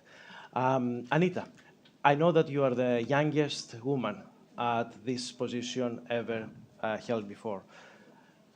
What are the barriers that you faced in your journey, and how these barriers define, based on your approach, the new way of leadership in the 21st century? Thank you so much for the question. Thank you so much for this excellent opportunity to be here today. Olga, it's fantastic. Silvana, it's been from Reykjavik to see you.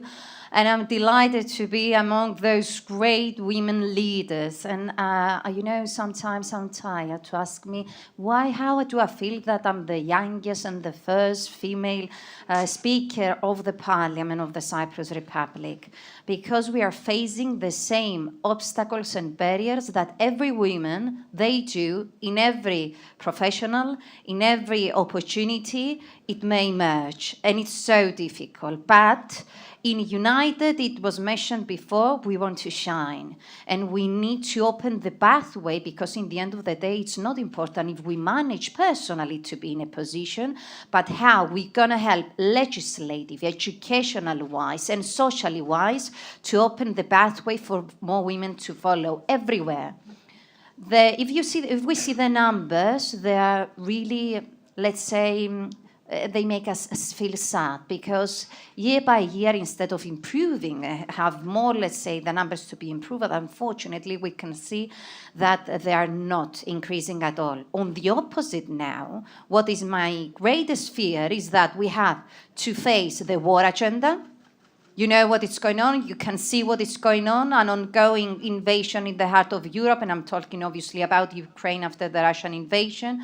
We have the situation in Gaza, we have Nagorno-Karabakh, we have the situation in my country, which my country is the only country still divided and occupied after 50 years by Turkey, so you can understand that nothing is forgiven.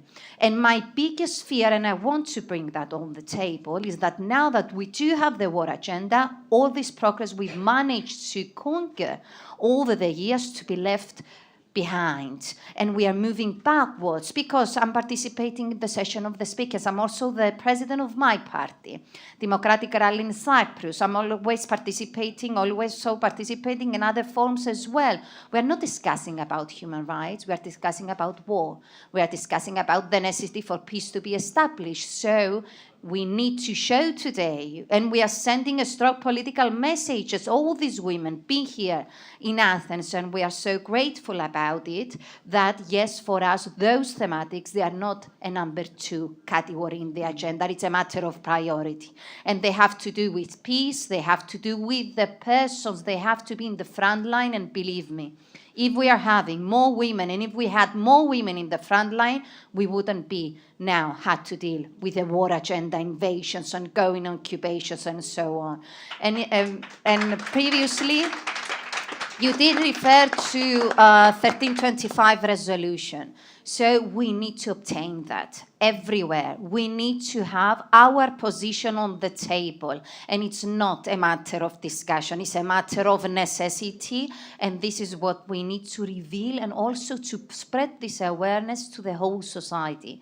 Because we need to understand that if we don't manage to bring society with our side, to understand the necessity of doing so, in the end of the day, we're going to spend, yes, another 200 years. This is what we discussed in Reykjavik, discussing how we can improve things. So we need radical decisions. We need women to lead, promote also women role models everywhere. And yes, we have excellent women all over the world. They use them, and also united. I mean, build stronger network of collaboration between us, and there we will manage to shine more.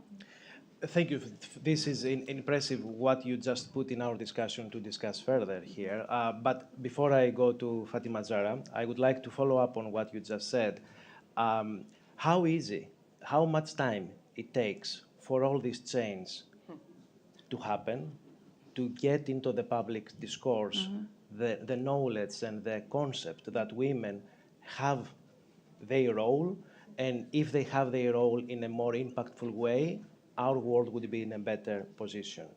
But in a progress of time, how do you think that it is fast process, it is a difficult process, it takes I will much be harder quick, time. not to waste the time of the others. Yeah. We don't have the time to wait anymore.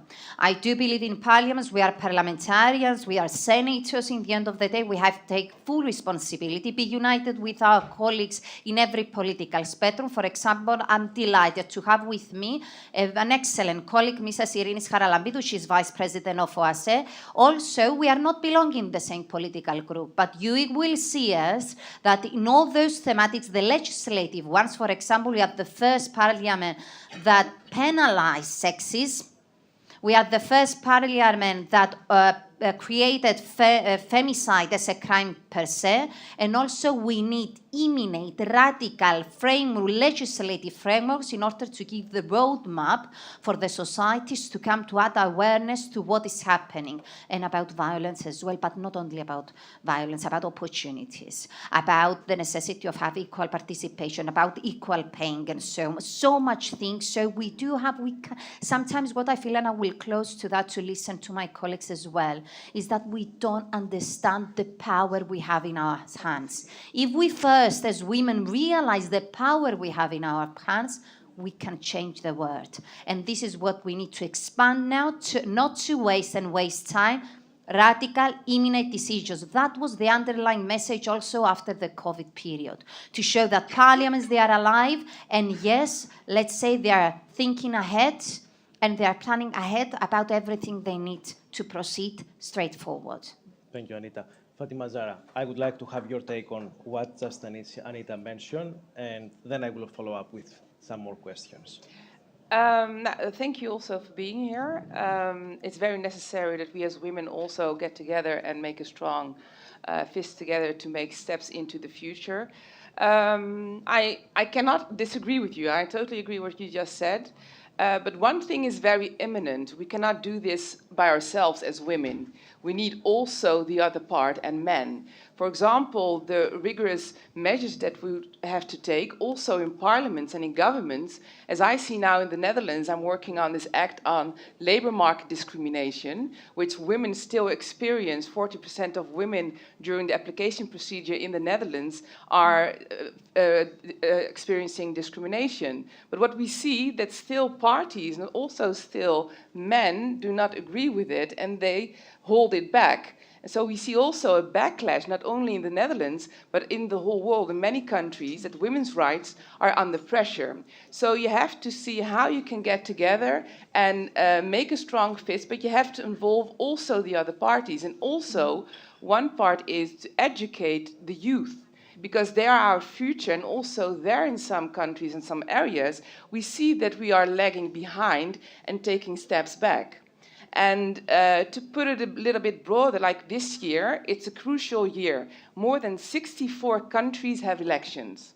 We ourselves, last year we had an election and the far right won. It was disastrous. People were really shocked. Me, myself, I was shocked. The PVV, it's called, it's a right-wing party with the biggest agenda is migration. They are, for example, against migrants, Muslim, Moroccans. I myself, I have also a Moroccan background and I'm Muslim. But also the part of the women agenda is also very backward. So we can then, what happened in the Netherlands was like blaming the party, how that they did their campaign, how their program was. But we also have to look at ourselves. What have we done? What kind of steps have we taken? And which steps should we take into the future? And now if you hear us talking about elections in more than 64 countries in the world, with also many fearing that they also are going to take step backs and steps to the right, it's not, talking also in a negative way. We have to see how we can make positive steps.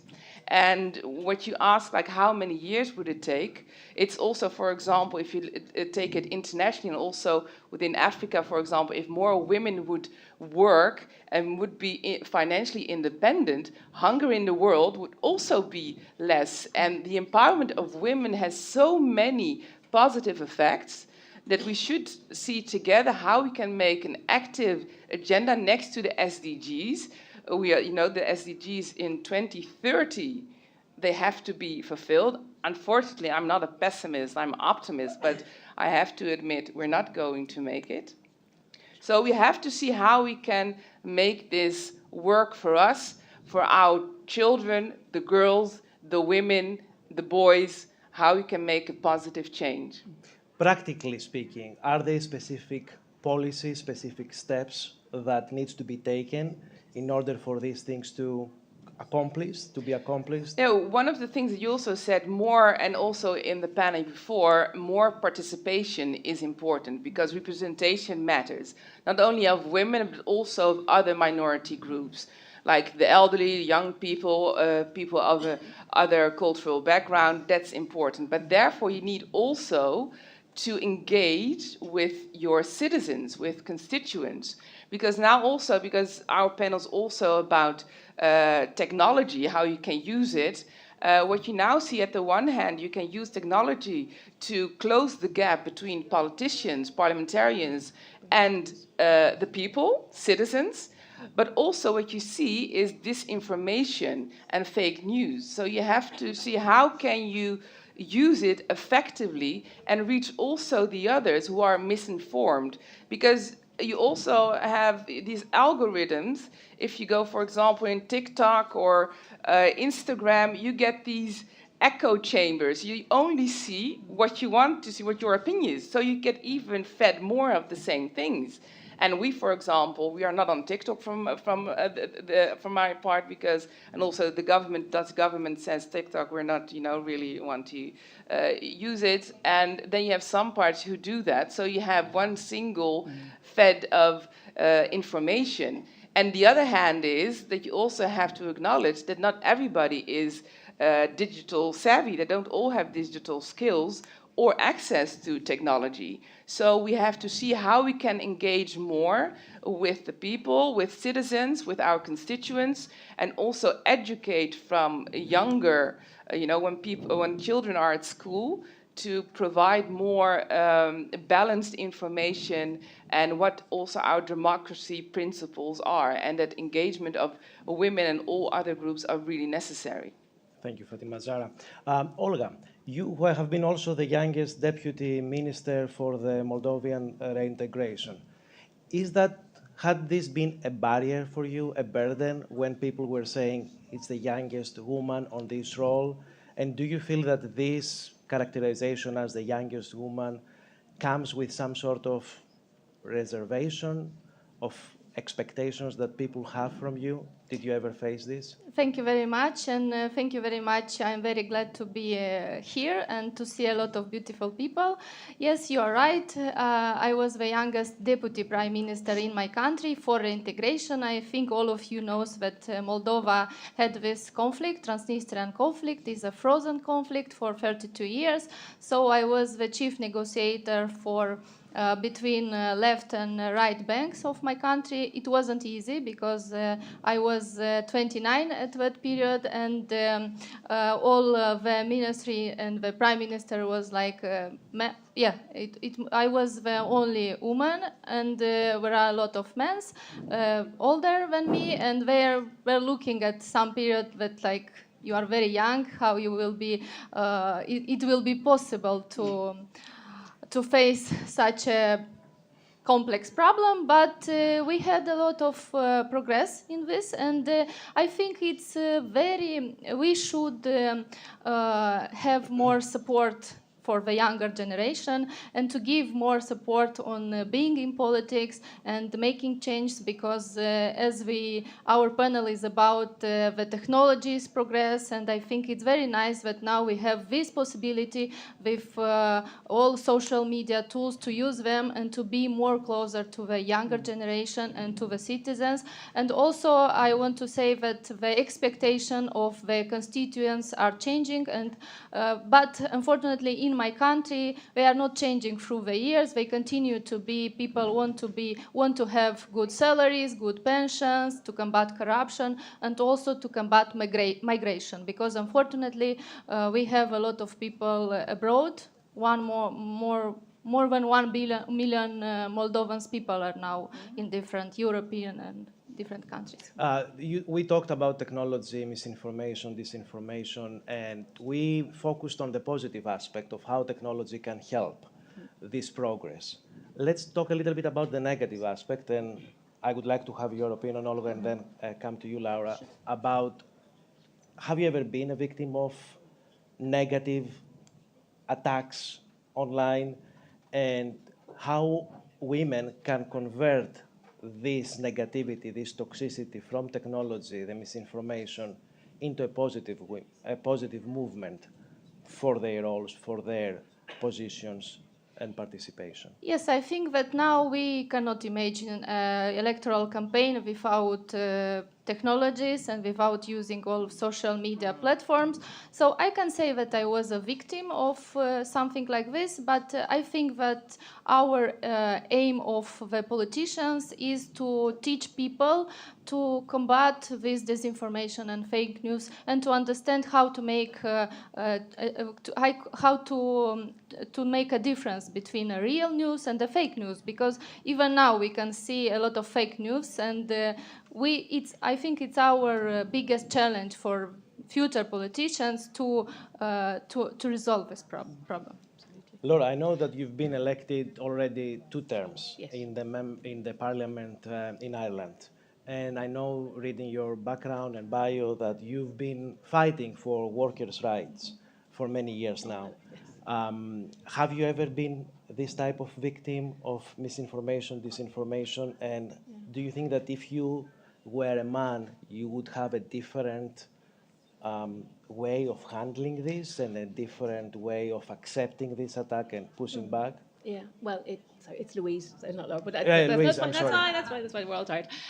Yes, I have. Yeah, I think we all have. I think if we look to your right, to your left, and ask the question, have you ever been, the victim on social media? The answer is 100% yes. So, I'm very conscious. I'm here with my colleague, Senator Catherine Arda, and both Catherine and I come from different political parties. We're in different groupings in the European Union. But when we speak about our experience on social media, when we speak about our experience as parliamentarians, there is a huge amount that unites us. Okay, we disagree sometimes about the politics, but we are absolutely united and determined to not pull up the ladder for younger women who are coming behind us, so that it is not enough for Catherine and I to say, well, we are parliamentarians and we have achieved that and we're doing fine, so we're just going to pull the ladder up now. We need to not just lower the ladder, we need to broaden the ladder, so that not just women, but people from ethnic minority backgrounds, so that everybody can come and participate. And when we see the attacks on social media, particularly for younger women, they look and they see, well, you're a member of parliament, you are a powerful person in a leadership position. If that could happen to you, what could happen to me? So I think as women parliamentarians, we need to send out a message to younger women parliamentarians and aspiring parliamentarians that we want better for you, that we will not keep fighting this battle over and over again, that we have to be the generation that wins it, that wins this battle against disinformation, against trolling on social media. We must win. We have to be the generation that tackles this head on. And to do that, we need allies. So we talk to ourselves and women agree. And you asked me the question, would it be different if I was a man? Yes, I think it would. For example, I'm wearing a navy blue suit, okay? Men, they wear navy blue suits all the time. If I wear the same navy blue suit into our parliament 2 or 3 days in a row, different suits, same thing, everybody has an opinion about it. Everybody has an opinion. The men in our parliament wear the same navy suit day in, day out. So, and that's not to trivialise it, but that is how we're at. The expectation is not just that you turn up, that you're vocal, but also that you are, you're blazing a trail for the next generation. Not too vocal, no. Just vocal enough, that you're a role model all the time. That you're blazing a trail all the time. And sometimes you just want to be a constituency politician, like your male colleagues. In my constituency, my district in Ireland, it's Dublin, Fingal, there are 5 members of parliament, 5 TDs, 1 woman. So, sometimes I would like to be the same as the men in my constituency. They concentrate on their constituency work. They don't have to worry about their security. They don't have to worry about, we have different concerns, but they need to recognise that it is a problem for society and for our parliament if I have a particular issue, and we need to address that. So we need men, we need allies as well to get this done and to do it right. Great remarks, thank you. I take this word that you just said, you need men, but the question is also here, are women always on the same page, always united, or do you feel that there are some sort of differences and they are not the same united that you wish they would be? But we have political, we have political differences, and that's fine, and that's very normal. United from the point of view of being women, and they fight all together for this movement. I understand, and I think there's maybe two types. There's what we would call pull up the ladder feminists. So I do well. I've done very well. It was hard for me, but I battled it and I got there. And then there are women like the women on our panel here and the women in this room who are not pull up the ladder feminists, who will say, I am a feminist and my feminism inspires me to embrace women from different political backgrounds who maybe don't share the same ideals, but to bring those women in. But yes, it would be foolish to say that we agree on everything, because for every woman in the room, your experience of politics is different, would be different to mine. But I think when we focus on those issues that unite us, those things that we see in our everyday life that happen, I think we can achieve great things. But we do need maybe to focus on where we can win, because we have to win. So we need to do that. But you're right, women we're not homogenous. We don't all think the same, and it would be very boring if we did. But we can have our differences, and we can look at those areas where, and I think that's the thing that women are good at, is finding a consensus, finding an issue where we can fight, we can win, and we can work together. And I think that is our strength as women parliamentarians, and that is our strength as women in our community and as leaders, I think, as well. And absolutely. If I may add, I totally agree with you. I think we also can do a bit more. Like in the Netherlands, we have two good initiatives, similar a little bit like this, a little bit different, but we have Young Women in Politics. It's an NGO, and it really helps not only on the 8th of March, but the whole year, how to promote young women to participate in politics, and also to show the positive things, but also to talk and discuss with them what the negative things are, and get politicians like us involved as role models, and also connect them as mentors. Because we all know the All Boys Network, and we need actually also a women's network to promote and motivate these young potentials, because they are our future. And the other thing what we also have is, if we want to make change, we need more women in politics, because decision making is driven by change. And women, it's scientifically proven, when women are involved in decision making, more progress, sustainable progress is made. So we have this initiative for years now, and it's called Vote on a Woman. So when elections come, they really support this whole campaign on voting on women. And you see also at the end of elections that some women made it because they had more votes. So that's also interesting, how we can support each other and to promote our agenda. Can I just say very briefly, in Ireland, in the Republic of Ireland, we have gender quotas, so that there has to be 30%, but only 30% for the Parliament, and only 30% on the ticket. You don't have to elect 30%, and that's now going to go up to 40%. And if you don't run 40% of your candidates as women, you get a financial penalty, which I think it's a double-edged sword, because nobody wants to be the woman who everyone thinks is there because of the quota, but it is what I would call a necessary, I'm going to use the word evil, but you know what I mean, a necessary evil, because we have to have them. We have to have them because the day will come when we don't need them. So we need to have them so we can get rid of them, essentially. Anita, I would like to go back to you. And the title of our discussion here is Reinventing Leadership. How do you envision this way of reinventing leadership from your own position? What is your ambition for the next 10 years of how you would like to reinvent political leadership in your country? I think any personal suggestion is really important. For me, it was a necessity that as I was, from the moment I was elected as the Speaker of the House, of the President of my party, that for me equality was a matter of priority, and for the Parliament as well. And I'm happy to have women parliamentarians with me. We are only 8 in total out of 56, but still we are trying to be united. I did the same, to be honest. All these initiatives, they are important. We need this legislative part, not underestimate the legislative part. You've talked previously about the use of social media. You know that we don't have a legal framework about it and about the use of it.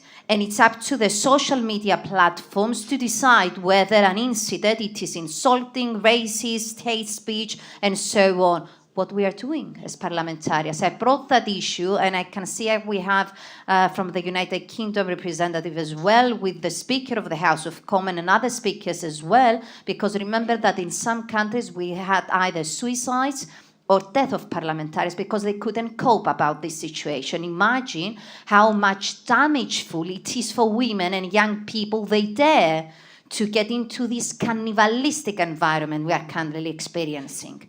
And then we want to have, let's say, more percentage of women and young people in the forthcoming elections, how we're going to persuade them from the moment our friends, our environments, they are like, how you bear being such a toxic environment every day. To be talking 2-3 hours about a very important subject, and in the end to have, let's say, an announcement or a publication about only my outfit or the way I look instead of the substance. And you bring now another topic related to the role of journalism in a broader sense. And I would like to touch this point a little bit, because when we talk about leadership and politics, we cannot ignore the other side, which is the role of the press that keeps politicians and you, as politicians, women politicians, accountable. How do you think that the journalism has played a role either to establish the image of dynamic women in politics, or distract this image in some cases with irresponsible coverage or cases that you just mentioned? For me, it's a matter of awareness in the end of the day for everybody. I remember originally in the House of Representatives, we did a session, a workshop with the journalists where we tried to explain about sexism in language and that we need not to use, for example, he killed her because she loved her, he loved her, and so on. All this nonsense they keep repeating, unfortunately, every time. So we explain that because sometimes if nobody comes to spread awareness and show you how bad it is and how bad impression they're creating, especially for the young generation, maybe you can realize it. So we have an extra responsibility. This is what I'm trying to say as parliamentarians, as women with a responsible role, and this is what we need to do. Lead by example. And this is what we need now in our countries, at the European Union level, internationally. We want women to lead, because this is the only answer. We can change things for the better. We need to create unities between us. I will tell you something very briefly. I'm participating in the session of the speakers, and there you can understand that we are only 14%, I think, all over the world, women president of the parliaments. Never had a parallel session from the normal session only with women, and it was my initiative and Mrs. Bass from the German Bundestag that at least today we need to create a platform, especially about some thematics that the dominant participants, they believe that they should not be discussed, and we managed to do so. When? In 2023. So we still have a lot of things to do. We need to bring the media with our side as well, to make them feel accountable and spread the message that we will not bear any such behaviors. And the other thing, create the platform, and this cannot be done only but a separate country alone. We need the help, like we're proceeding now with AI legislation in the European Parliament. We need to do so about the social media use as well. And we are a lot of presidents, we are trying to proceed with a legal framework about it. It is about time. And the same, it's about awareness about the use of technology. We need to understand, and I'm closing to that, if we don't prepare the young generations not to be treated or to bear to be treated the same, or to stop any racist, sexist, any unacceptable behavior against others, then we will not succeed to anything. So for us, it's a matter of principle to have a precise lesson in schools to prepare our students, and also to find the ways through NGOs, any excellent initiatives like the one it was mentioned before. We have similar as well in Cyprus, but we need to have more. For us, it's a matter of priority. I would like to have just to, because your question was actually also about the media, like yes, the role please. of the media. So what I want to stipulate, not to generalize about the media, but the media has also responsibility and should also be more accountable. If you look at how some media outlets, how they, like you also mentioned, write or perceive women, it is differently than men. And also how they tackle campaigns, they should be aware of their responsibility. And even like the media outlets on TV in the Netherlands, and I think in more countries, you have also public outlets. They have a really general publicly goal to educate the population, and they should put more effort towards a more balanced what they are writing and viewing to the people, because they have the power. They are also called sometimes the fourth power. They educate people, Yeah. and whenever you read reports, for example, as you know, one of the major things in Greece is that there are a lot of women who are being killed in their households. When you have the media bringing an argument that he killed her, but she was not loyal to him, or bringing this type of suspicion, or educating the public that this can be a legitimate response for what happened, I think it is something wrong. And I would like to ask Olga and have this round of final question to all of you. Having, in 30 years from now, having a girl who is born today, what is the vision that you imagine and you have in your ambition to build in 30 years from now for this girl? Who will be in your position in 30 years from now, who would like to run for president in your country, and who would like to be involved in politics and express leadership? And this is a question for all of you. I think it's a very good and complex question. As I already told, it's very important, I think, for all politicians to support the young generation and to support the youth to be more involved in the politics, and not only in politics, to be more involved in the also internal affairs of the country. And I think next leadership should continue to be and to make to support the integrity, the accountability, and this will help us to make a real beautiful future. And I also want to add that in my country, for example, we also have this law that 30% the quota of the women should be in the parliament, and not only in the parliament, but also in all institutions and municipalities, and also in the leadership of the political parties. So every party in her body should have this 40% of women. So I think it's a good initiative, and also here you also can have some positive and negative things, but I think it's positive. We have 1 more minute. I'm going to take 1 more minute because I would like to have 30 seconds of your response to the question about what would you say to a girl in 30 years. In 30 years' time, I hope I am saying to her, welcome to Ireland, where we have so many women in Parliament that it is just completely normal.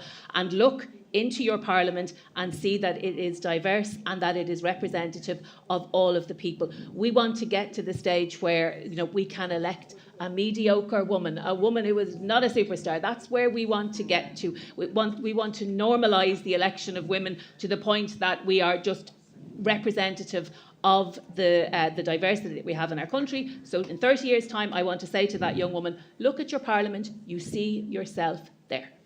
Fatima Zara and Anita, 30 seconds response on that. Yeah, I would love to that in 30 years there's a level playing field, exactly what you said. And that also what we see, if women are in charge, there is more and more moral leadership, and that's what we need, not to put our own interest before, but our global interest. And I hope that women in 30 years, they are not afraid to be a politician. Anita, Very briefly, that the women in 30 years, they need to face none of the barriers we did face in order to be here today. And I will close up with something that Mrs. Albright said, that it took me quite a long time to develop a voice, but now that I have it, I will not be silent. But so let's strengthen our voice and be as loud as we can. Thank you so much. Thank you so much. Thank you so much to our panelists. Thank you. A photo before you leave the stage, kindly. And ladies and gentlemen, also by way of information, we've got coffee outside. May I respectfully request that as you leave.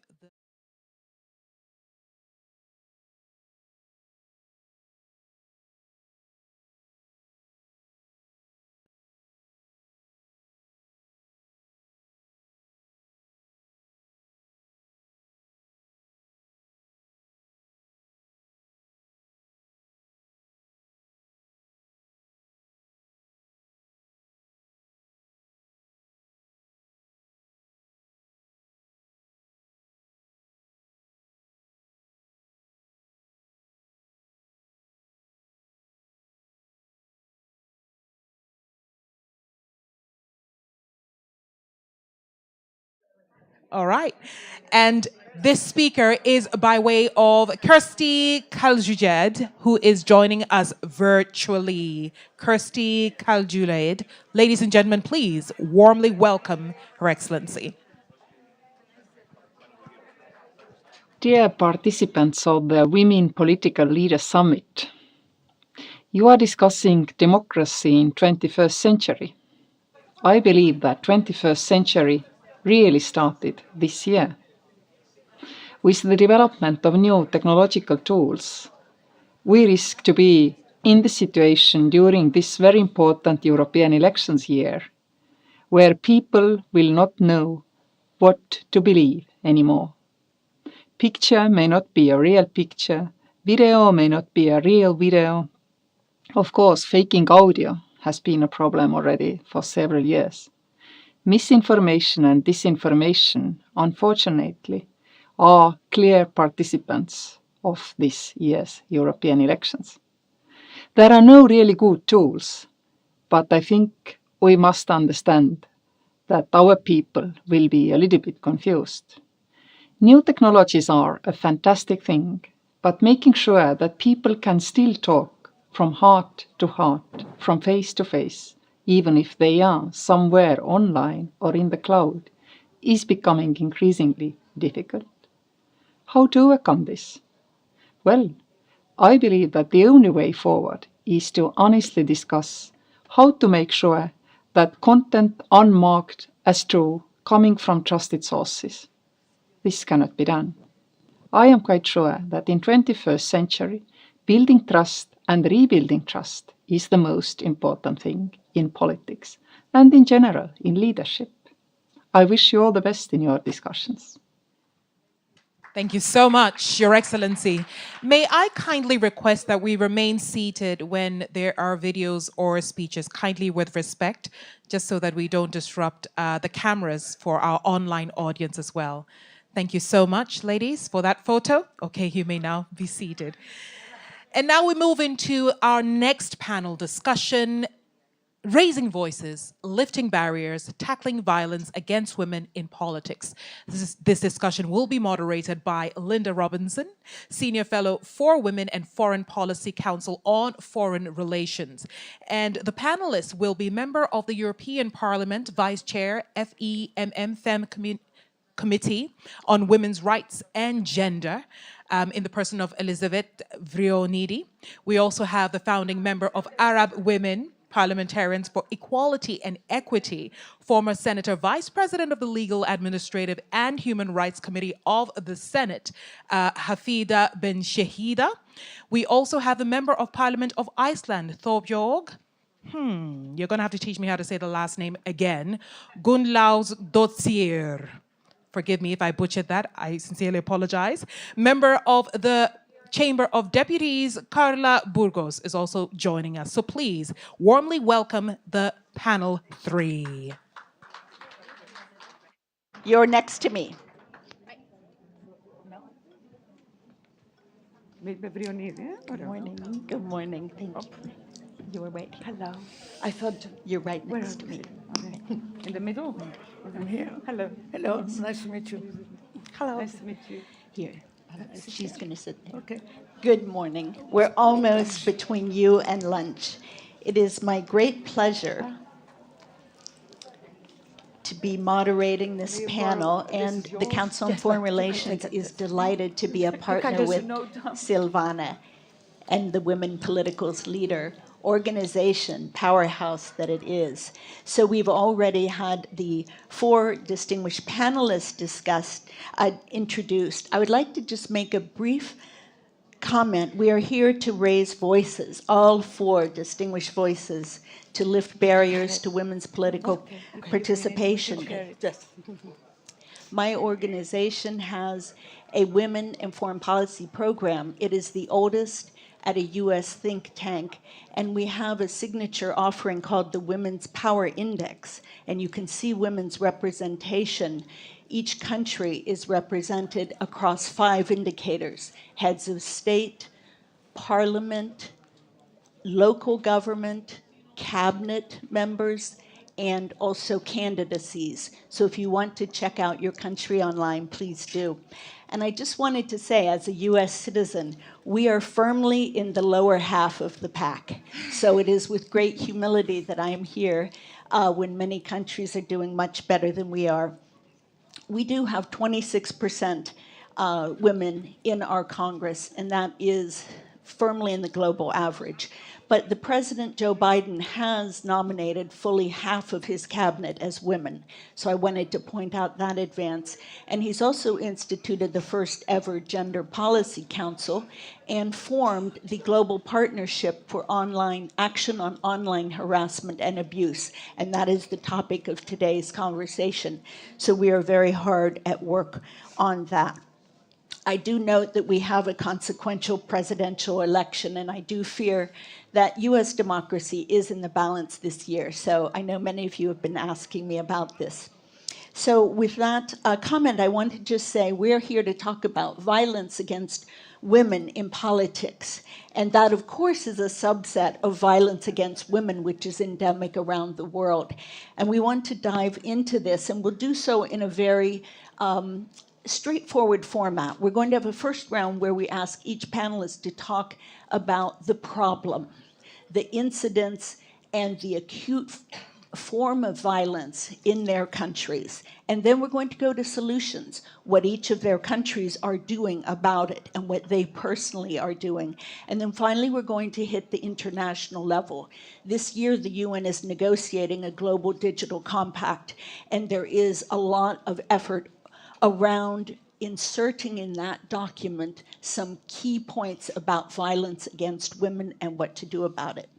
So without further ado, I'm going to open up and ask Elisabeth if you would start us off and talk about the phenomenon of violence at your home country of Greece, but if you would like to, as you're a member of the European Parliament, note what you see in Europe today about violence against women in politics. Thank you very much, Linda. Is it okay with my voice? Because I hear it back a little. Maybe they will control it. So, during the pandemia of the COVID-19, we saw that the online gender-based violence, we saw it increasing. I think this phenomenon is the most relevant in my country and in the European Union. As vice chair of the FAM Committee for Human Rights and Gender Equality, I had the opportunity to work on this report, on the report on gender-based violence. And we saw that all the member states focused on that.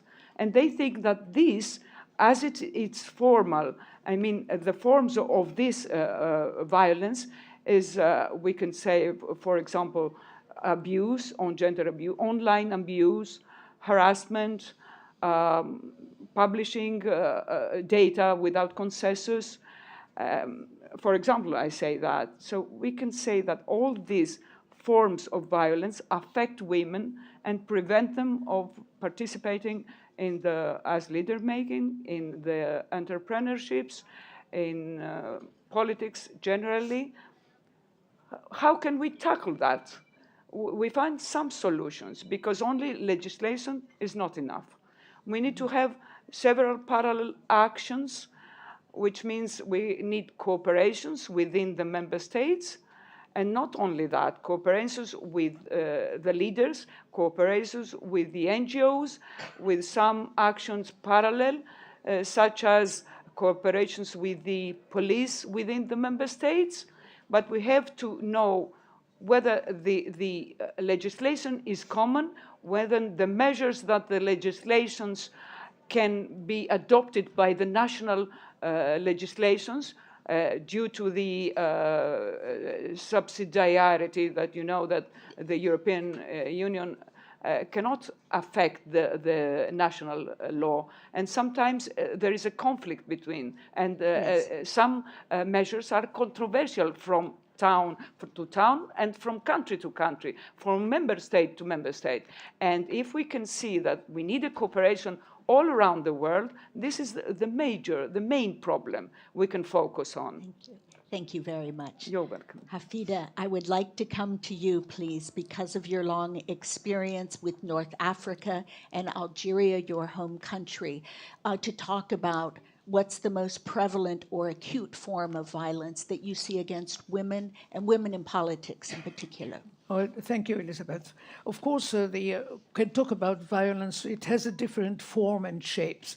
It's not a direct violence, as it has been done by my friend next to me, but it is a different type of violence, which is based on stereotype, prejudice, and mainly the fact that women who want to be a political leader, who want to access any kind of political position or decision making, has to have the support either of her political party if she is a member, if not the support and the financial.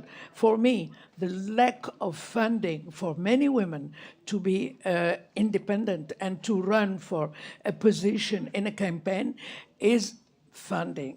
And funding, when you don't have it, you cannot have women. And if you don't have that.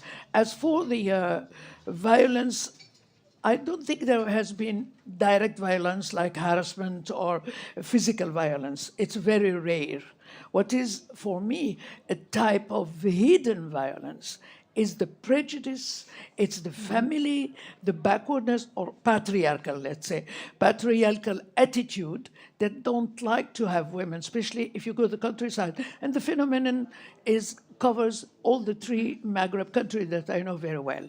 So trying to overcome this kind of situation, we have had, and I agree, and I appreciate what the UN Women was doing. And thanks to UN Women, we started, and I was among the first parliamentarian, a group of women and, let's say, a small network for women to have equal rights.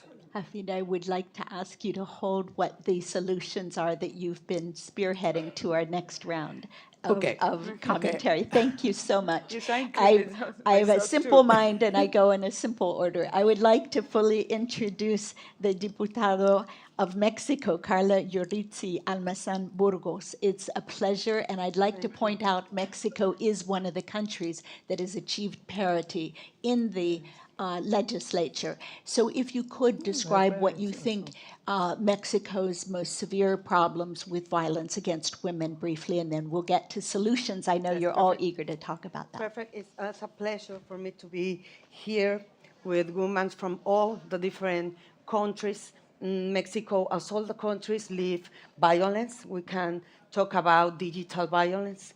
We can talk about political violence. That is the one that is referring in your question.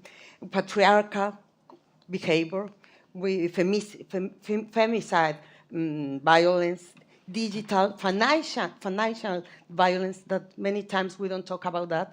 But in Mexico, that it's a country where the family is together, and when women in the past used to take care of all the house, maybe women don't go out to work, and then when they want to independence, they don't have a loan, they don't have a financial independence, so they cannot do what they want. So they have to be pressed in their houses because they don't have where to go. But well, I think that as different as many all of the words that they say here, I think that representation matters. It matters a lot. I think that the different laws that we can make in our Congress, they make the difference for all the people in the different world. Maybe in Mexico, if we don't have the different laws, like the law for digital, for the femicide, from all the different violence, it's very difficult to combat or to finish for the violence we live in Mexico. Thank you very much. And next we'll go to Thorbjörg Gunnlaugsdottir of Iceland, and would like you to discuss the particular problem of violence that you've been very involved with in your career as a prosecutor and then as a researcher.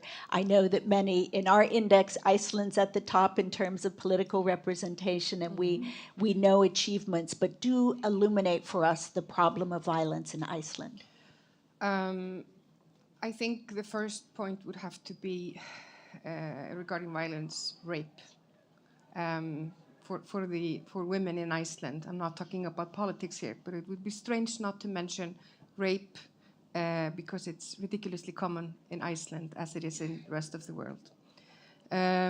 Regarding politics, I would say the online reality of modern politics.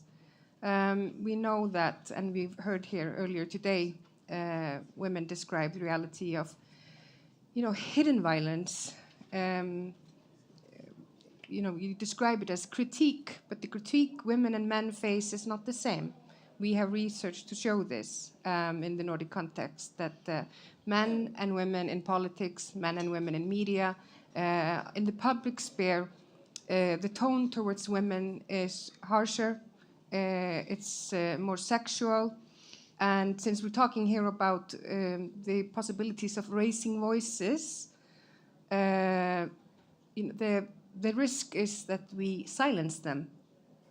When a woman in politics starts to edit herself regarding using social media as her political platform out of concern about what the reaction might be, I think we could be facing there both to deter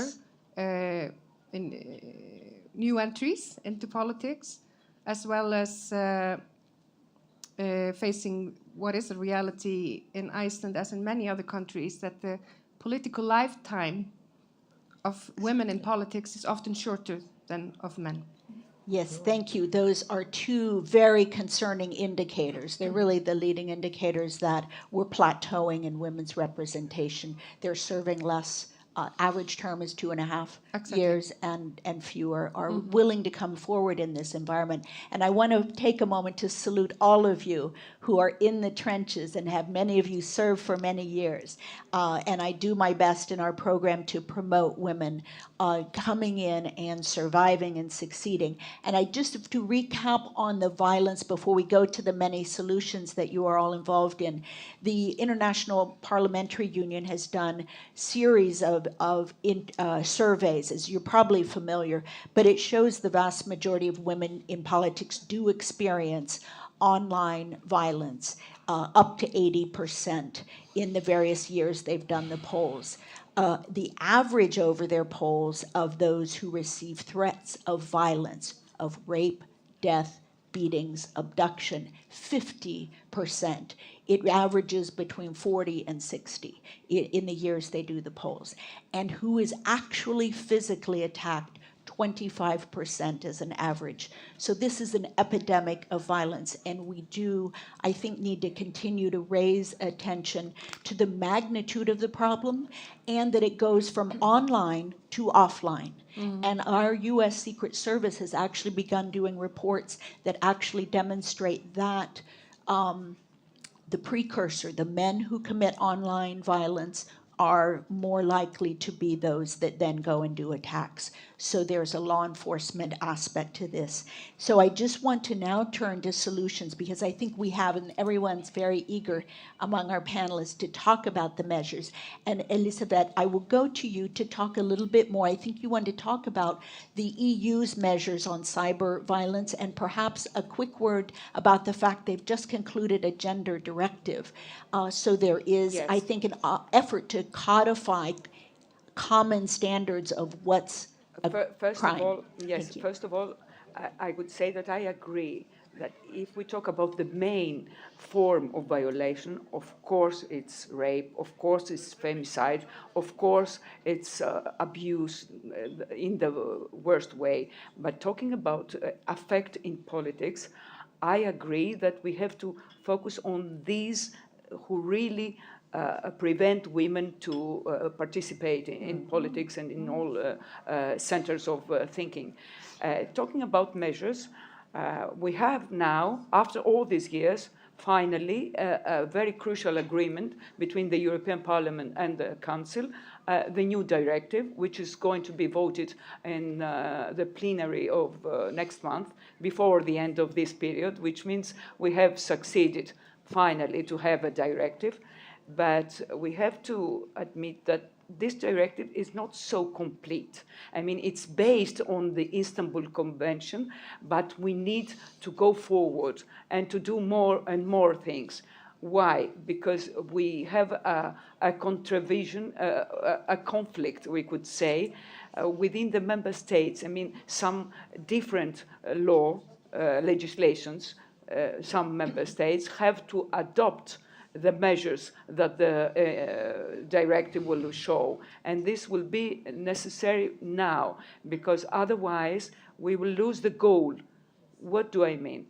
If this direction and the measures will not be adopted, and in parallel with some other actions, with the NGOs, with the organizations of women's fighting violence against women and young children, and with the other cooperations within the member states, with some services and organizations, and the police who has the investigations online and offline, then we will not be satisfied. I mean, this was a good step, but it's not everything. We have to go forward. Thank you. I know it was very long in the negotiating. Yes, so thank you. We just begun. We have started. Hafida, would you please talk now? And I'm sorry I interrupted you before, because I'm very eager. You have been working on this in your capacity among the Arab women parliamentarians for equality and equity, and as vice president of the Legal and Administrative Human Rights Committee in the Senate. So what specific measures either have you achieved or are you working on to combat the issue of violence and women and promote women's representation? Well, I come back what I have said before. It was not physical violence. It has been politically based and traditionally based on stereotype and on family pressure or political party pressure. So one of the solutions was that we did a lot of advocacy at the level of the parliament. And in 2012, there was a law that imposed quota. So quota for women in all the decision-making structure, not only as a parliamentarian, but also at the level of a company, at the board of management board of enterprises, and also at the level of ranking in the political party to be a member of the executive board. So they have to have 1/3 of women, 1/3 in the board of a company, and 1/3 in the parliament. And that succeeded in Algeria. We had in 2017, we had 31% of women parliamentarians. And it was well accepted. it was normal. But what happened? Later on, there was a new law saying, no, quota is not enough. Let's have parity, 50-50. So they abolished the quota to impose the parity. But the parity has no decision, application measures. Enforcement measures. Enforcement, yes. I was looking for the word. Yes. No enforcement measure that were compulsory. For the quota, the first one, it was compulsory. A list presented for election or in a board cannot be accepted if there is no 1/3. But now, with the parity, there is no enforcement and no penalty. And then the level of women in the parliament went down to 8%. So, and of course it has to be also to take into account the pressure of traditional quarters, the pressure of some political parties, and even the pressure of women parliamentarians that were against the law. May I just ask what accounts for that dramatic decline to 8%? What do you think caused that dramatic decline? Because there was a lack of confidence in the work of women. There was a lack of confidence in their capacity to change the line, to change the situation. So an underlying bias. Mentality. Yeah, mentality. A gender bias then came. This is, for me, the violence. Thank you very much. Carla, I know you would like to speak, and of course there are important measures. I think we all may know Ley Olimpia, one of those hallmark laws that Mexico has passed, but please talk to us about measures against violence that have been taken in Mexico or your pet projects that you most want to promote. Of course, as you mentioned before, Mexicans have now the parity in the Congress. We are 500 deputies, and there are 250 women and 250 men. Yeah, thank you. Wow. We have a bicameral parliament, and senators are the same. We have the parity there. We have now the Supreme Court is led by a woman too. And in June, we will have the first woman, the first president woman in Mexico. So we have a long path to go, but we are making the possible to have to bring the better life to the women. And I feel that the Congress have to convert in the essential platforms for the fight to recognize our women's rights, women's leading to greater democratization of our political systems. And as you tell, in Mexico, we are fighting violence with many laws, important laws. We have, in these 3 years ago, we voted like 7 different laws that help to stop the violence for the women. And the one you told before is the Olympian law. That one is a very, very important law in Mexico because this aims to prevent digital violence, which is carried out through the dissemination of intimate content. This law is named after its advocate, Activista Olimpia, that was the name of the activist, after being victim of the dissemination of an intimate video without her consent. And we have different laws, the Malena law, that it's very important because it was a law that recognition of acid attacks as a form of physical violence. And this was against a musician, a Oaxaca musician, and she claimed that she need to be a legislation to help women who live this type of violence. And there are a lot of violence that laws, that we don't have the time here, but maybe after in the next forum, I can read a little more about these different laws.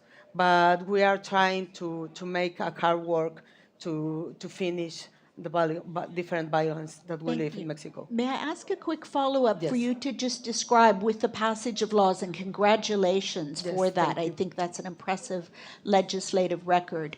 What do you have to say about enforcement, though? Do you think measures are needed to make sure those laws are enforced? And how do you see the justice system working in the favor of women or not? Yes, I think that the measures that we need measures to do different laws, to know what is happening in our different countries and what are the different type of violence that are suffering and the principal violence that we have to attack. So I think that the measure is needed to know what is happening in the different countries. So I think that the unique solution is to make laws, and of course we have to make actions, and we have to make different things to finish this. But I think that the only path to reach is to make different laws to make the difference in the parliaments. Thank you. And having a Supreme Court justice who's a woman is very important. Hopefully will trickle down throughout the system. So I'd like to turn to you for Thorbjörg, for your assessment. I know that Iceland, again, has been a pioneer.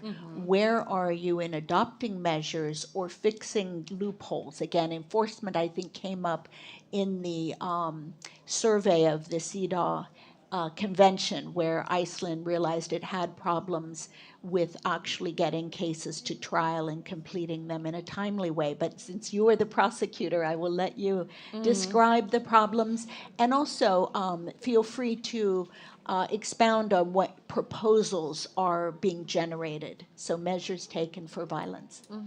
I mean, first, I think coming from Iceland, it would be wrong to sit here and not talk about the fact that we are leading in gender equality. So as a woman, I feel lucky living in Iceland. And we have implemented laws regarding violence. We have tried to tackle the time, how lengthy investigations and prosecution is, and how difficult that is for victims, not least for victims of rape. So I can say that Iceland's story is a story of realizing that we need actions. Time is not going to solve anything. We have had governments that have implemented laws, that have taken action and used law as a tool for gender equality. And I think one aspect of fighting violence against women is fighting inequality in all aspects of life, with maternity leave and parental leave, with accessible daycare, and that you can afford daycare. By creating equality, it's a way of fighting violence. But regarding the online reality and online reality of politics, I sometimes think that perhaps Iceland is a victim of its own success, that we have a bit of a blind spot on that we talk differently about women in politics than we talk about men in politics. And sometimes I feel like we have individuals in politics and women. That we have MPs and female MPs. We had the first president-elect worldwide, Vigdís Finnbogadóttir, in 1980. She was a single mother, and we are all very, very proud of that. After 16 years, you could hear, "Isn't it time for a man?" Although she was the first one. So it was like, it's time for an individual. We have had a woman. So I think we in Iceland, and I would say add the Scandinavian countries to that poll as well, need to be careful about not being victims of our own success and thinking that you reach a goal and then you can just stop because we haven't reached the goal. Thank you so much. I'd like to go now to our final round, and I'll open up the aperture a little bit now. We want to talk about international cooperation and international mechanisms to get after the problem of violence against women in politics. And you could mention it can be a governmental and international convention. I mentioned the Global Digital Compact, which I think is a huge opportunity if women in government all around the world insist that there be specific language. And if you have specific language or a specific way of formulating the problem, Carla, you mentioned the non-consensual image sharing, and that is acute with the advent of generative artificial intelligence. And I know you are all aware of it, and I am sure there are some women in the room here who've been victimized by what we call deep fake pornography, where with one photo it can be downloaded from your website, and with software that any individual can download and can create in minutes a pornographic video that looks like you and hijack your image and destroy your reputation. And then, of course, getting it off these platforms is virtually impossible. In our country, there was a huge wake-up call because Taylor Swift, who is, of course, an international star, but she was victimized early this year, and within a few short hours, 47 million people had viewed this, even though all of her fans, called the Swifties, had started flooding the hashtag with positive images and trying to block this out. And it really, and of course, it went on to the platform formerly known as Twitter, now X. It went on to the platform, and there was no action. And then they blocked her hashtag. You could not search for Taylor Swift. So instead of taking a scalpel and removing the offensive illegal material, they blocked her for 2 days. And this was right after she'd had a world tour, her fourth Emmy. And I just use this example because she's so well known. And it can happen to her. It's happening to many of you. And I would hope that there is an outcry to have something in the Global Digital Compact that says this must be made illegal. So sorry for my using this soapbox, but I would like to just go down the line and have one thing you'd either like to have in the Global Digital Compact or some other international effort. Elizabeth? I'd say, first of all, that I'm jealous about the quotas I had with my colleague here, because here in Greece, we have a president of democracy. She's a president of the Supreme Court, a president of the prosecutor. We have in front of us leader women. Our host, the Minister of Tourism, the Secretary General, Anita, who is president of everything in Cyprus, I could say, yes, finally. But we have in the in the local parliament only 22% participation of women, which is the contrary. So I started by saying that you were right in mentioning the cyber violence in that very awful way of this revenge porn or using data without consensus. It's a sort of violence very strong and very crucial. But talking about globally cooperation and find common ways, it is very difficult. To be realistic, it's very difficult because the European law is not the same, and the measures cannot be adopted in national legislations in the other countries when there's no will about that. That's why I say that. Thank you. So I could only to add, and finishing, that apart from the legislation, we need to raise awareness and to launch informative campaigns. I focus on that because informative campaigns are always in the ladies sorry another to take more Elizabeth, time. thank you. I will, and so a 50-second blast from each of you to keep us on time. What's the most important thing the world should take action on this? Oh, 50 seconds. I was thinking about the 50-second. I lost already 10. I think one of the measures, not only being a party to all the international convention that condemn and have enforcement capacity about violence against women, not only that, one thing we have to go back to the root causes, especially in the Maghreb countries, and it is education. Education, opening up, fighting stereotype, fighting traditional, fighting even sometimes political parties that Excellent. impose their Thank you. will to women. Thank you. Education. Carla, Yes. your wish. Of course, we don't have common rules and we don't have the same laws, but the issue here is violence, or is the struggling of the work of women in politics or in the different in different places. But we can do an effort to, in these different conferences and in different space, we can talk about how can we make a law to go against what is happening.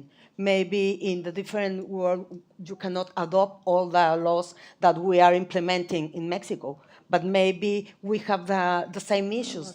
You say that the digital violence, there are a lot of countries that they don't have policies to go against this digital violence. A common standard yes, for common digital standards. We governance. can adopt that, Yeah. and Thank I you. think this different space we can give you.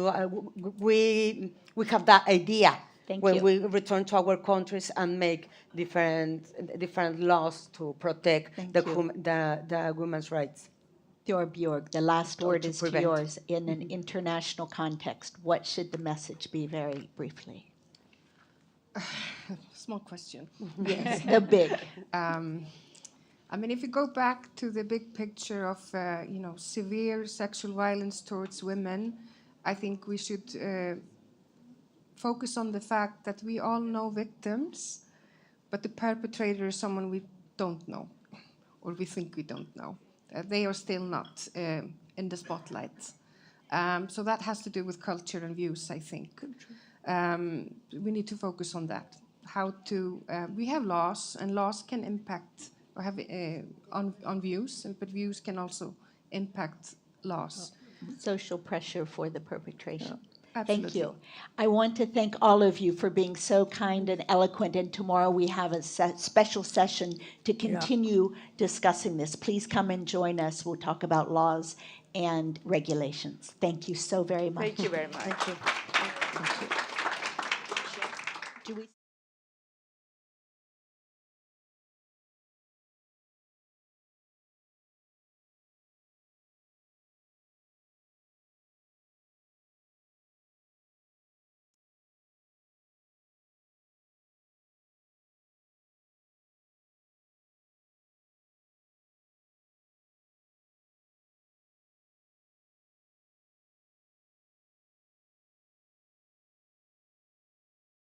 So generous with your thoughts, your opinions, your words, a lot of calls to action and key learnings here. Thank you.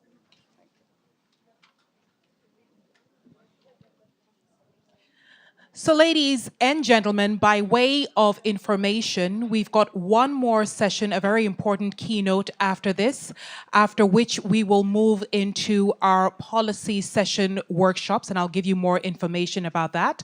Most of the sessions are happening on the first and the second floors. I'll give you the numbers to each of the rooms. But more importantly, kindly pay attention to the session that you've registered for and the allocated room. Only after the workshops do we have lunch. So by way of information, please make sure you know exactly where you have to be. And now, please allow me for our second or third keynote speech to present the President of the Parliamentary Assembly of the Council of Europe. Please welcome Theodoros Roussopoulos. Thank you, sir. So, I was listening carefully, and I remember that last week I was in New York discussing with the Secretary General of the UN. It was a meeting about women again, and I was telling him that here in Greece, we have 80% of our judges women. So the justice system is imbalanced. This is what I told yesterday to the President of the Republic while we were discussing it. And I was listening to my colleague from Iceland. I'm about to tell you later in my speech of a prize that we're going to institute on the name of Vigdis, one of the most important political figures, since she was the first woman to be elected as a President of the Republic. Dear colleagues, let me go back to my speech. And let me first of all thank women political leaders for giving me this opportunity to contribute to the important event taking place in my country, in my city, in Athens. The theme being discussed during the summit is an ambitious one, democracy for the 21st century. Humanity crossed in the 21st century already 20 years ago. Perhaps it's a good time to take stock of initiatives and observations to adjust our roadmap for the years ahead. The first finding I would like to share with you is that democracy evolves, and it evolves towards equality. Athens prides itself on being the cradle of democracy. However, democracy is not set in stone. It evolves, it improves. At least this should be our endeavor.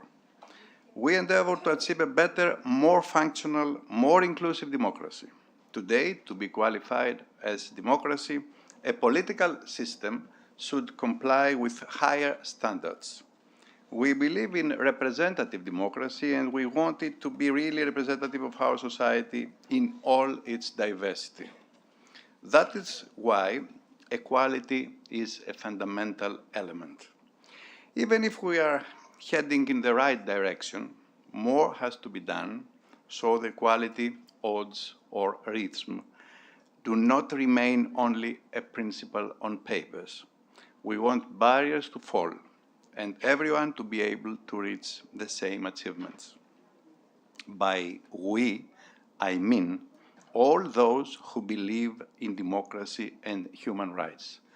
Certainly, those who are gathered here today to work on a particularly important aspect on equality, which is gender equality, so how one can build a new culture on equality, this is the question out of theoretical principles. Firstly, by raising awareness of the positive impact of equality, in particular among men. In particular among men, and I repeat it, as I said, it was not the purpose of the repetition, but okay, I accept it. As I said, we are all in this together. Women's empowerment is as much a man's business as a woman's. We are slowly progressing towards equality and empowerment, but some men are reluctant to accept this process. They think power sharing means power loss. This is a mistake. Equality is not a zero-sum game. On the contrary, the whole is bigger than the sum of its parts. The Parliamentary Assembly of the Council of Europe, which I have the honor to preside and to represent here today, has been consistently committed to promoting gender equality and women's empowerment. I consider this to be a top priority for the Assembly in general and for me as a president. I never miss an opportunity to promote the work of the Council of Europe in this era. And I will take advantage of this to tell you, to inform you that we have almost 50% of our members women. And the rules which we had voted last year was about 33% of women participation. So we have almost reached half of our members to be women. Yeah, this is good news comparing to the European Parliament, as Elisa mentioned just a few minutes ago. Okay, I wish you the best. So you can do more. You can do more. Okay, you have to. It's because it's mandatory, says Anita. Okay. So as I told you earlier, I flew from New York to attend the Commission on the Status of Women. I don't need to explain to this audience what this commission is or its importance. In New York, the Parliamentary Assembly, together with Greece and Iceland, held an event on parliaments as drivers for women's empowerment. We should not be afraid to use the term women empowerment and to refer to the notion of power because that's what we are actually talking about, the principle that men are allies and not opponents when it comes to promoting gender equality is an approach that the Parliamentary Assembly of the Council of Europe consistently upholds in all areas. Last year, for instance, the Assembly adopted a resolution on the role and responsibilities of men and boys in stopping gender-based violence. This text reminds us that women have led the fight against gender-based violence for decades, but men and boys also have an important role to play in it. They are part of the solution, not only part of the problem. Men can be positive role models, act as agents of change, and use their influence among peers. I have made this call from the Assembly my own, and I encourage men, including fellow politicians, to play such positive roles. What else we can do? We can encourage and maintain initiatives like this forum. The Parliamentary Assembly is also actively committed through its networks and prizes to reinforcing the culture of equality. Women face many barriers when it comes to engaging in active politics. Violence, which was the topic of the previous panel, is one of them. Violence has various forms, including harassment within political parties, in institutions, and most visibly, hate speech. The Parliamentary Assembly is committed to counter hate speech in all its forms, and it cooperates with a variety of actors, including civil society organizations, to achieve this. The No Hate Parliamentary Alliance was set up precisely to engage in this fight. Women at Pace is another body created by the Assembly at the initiative of the Secretary General of our Assembly, Mrs. Despina Hadjivasiliou Tsouvilis, back in 2022. It is a non-political, cross-party informal platform open to all women members of the Parliamentary Assembly of the Council of Europe. And at the moment, we have around 250 members. The Women at Pace group allows members to channel their initiatives, launch debates and consultations, coordinate and discuss in an informal way. I mentioned role models, male ones in particular, in connection with gender-based violence. Let's now talk of a female role model who will continue to play her part in matters of political representation. The Parliamentary Assembly of the Council of Europe has decided to create a prize for women's empowerment which bears the name of Vigdis Finnbogadóttir. Vigdis is, as I mentioned earlier, former President of Iceland, the first woman in the world to be elected as a head of state. The prize will be awarded for the first time this year. I'm looking forward to the Trailblazer Award ceremony, which is going to take place this evening, to praise the aspirational leadership model. Dear colleagues, dear friends, it is imperative that we move beyond rhetoric and we translate our aspirations to gender equality into tangible actions. I have mentioned several concrete steps that the Assembly has taken in this direction. Today, through a variety of panels and sessions, we have the opportunity to exchange new ideas and initiatives that have proven successful in our respective institutions. Let us share openly and commit to implement these new ideas before returning home. Let us bridge the divide between words and actions and achieve lasting and meaningful change in the lives of women and girls, both in politics and beyond. Thank you so much.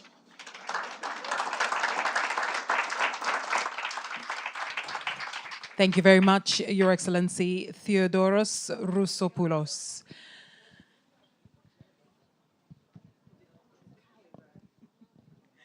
And now, ladies and gentlemen, as he takes his seat, it's also time for us to move into our policy focus sessions. Now, you would have registered for that previously. By way of timing, our policy focus sessions are from 1 p.m. to 2 p.m. And at 2, we have lunch. So lunch is from 2 p.m. to 3 p.m. And for those of you who have registered for a tour of the city, the bus will leave the NJV Hotel at 3 p.m. It'll return at about 4:25 p.m. And we move together from here, NJV Hotel, from 4:30 p.m. to the Acropolis Museum, where we will feast on the cultural relevance of this beautiful country or city. And obviously where we also have the Trailblazer Award. So by virtue of the policy sessions, Room 314 has Stop Sexual Violence in Conflict Zones. Room 214 has the role of women parliamentarians in International Monetary Fund, World Bank gender strategies. That's room 214. Empowering Tomorrow, Women Leaders Driving Foundational Learning in Sub-Saharan Africa is room 714. Room 714. And finally, in room 114, we have Bringing Out Women's Vote in the European Elections 2024.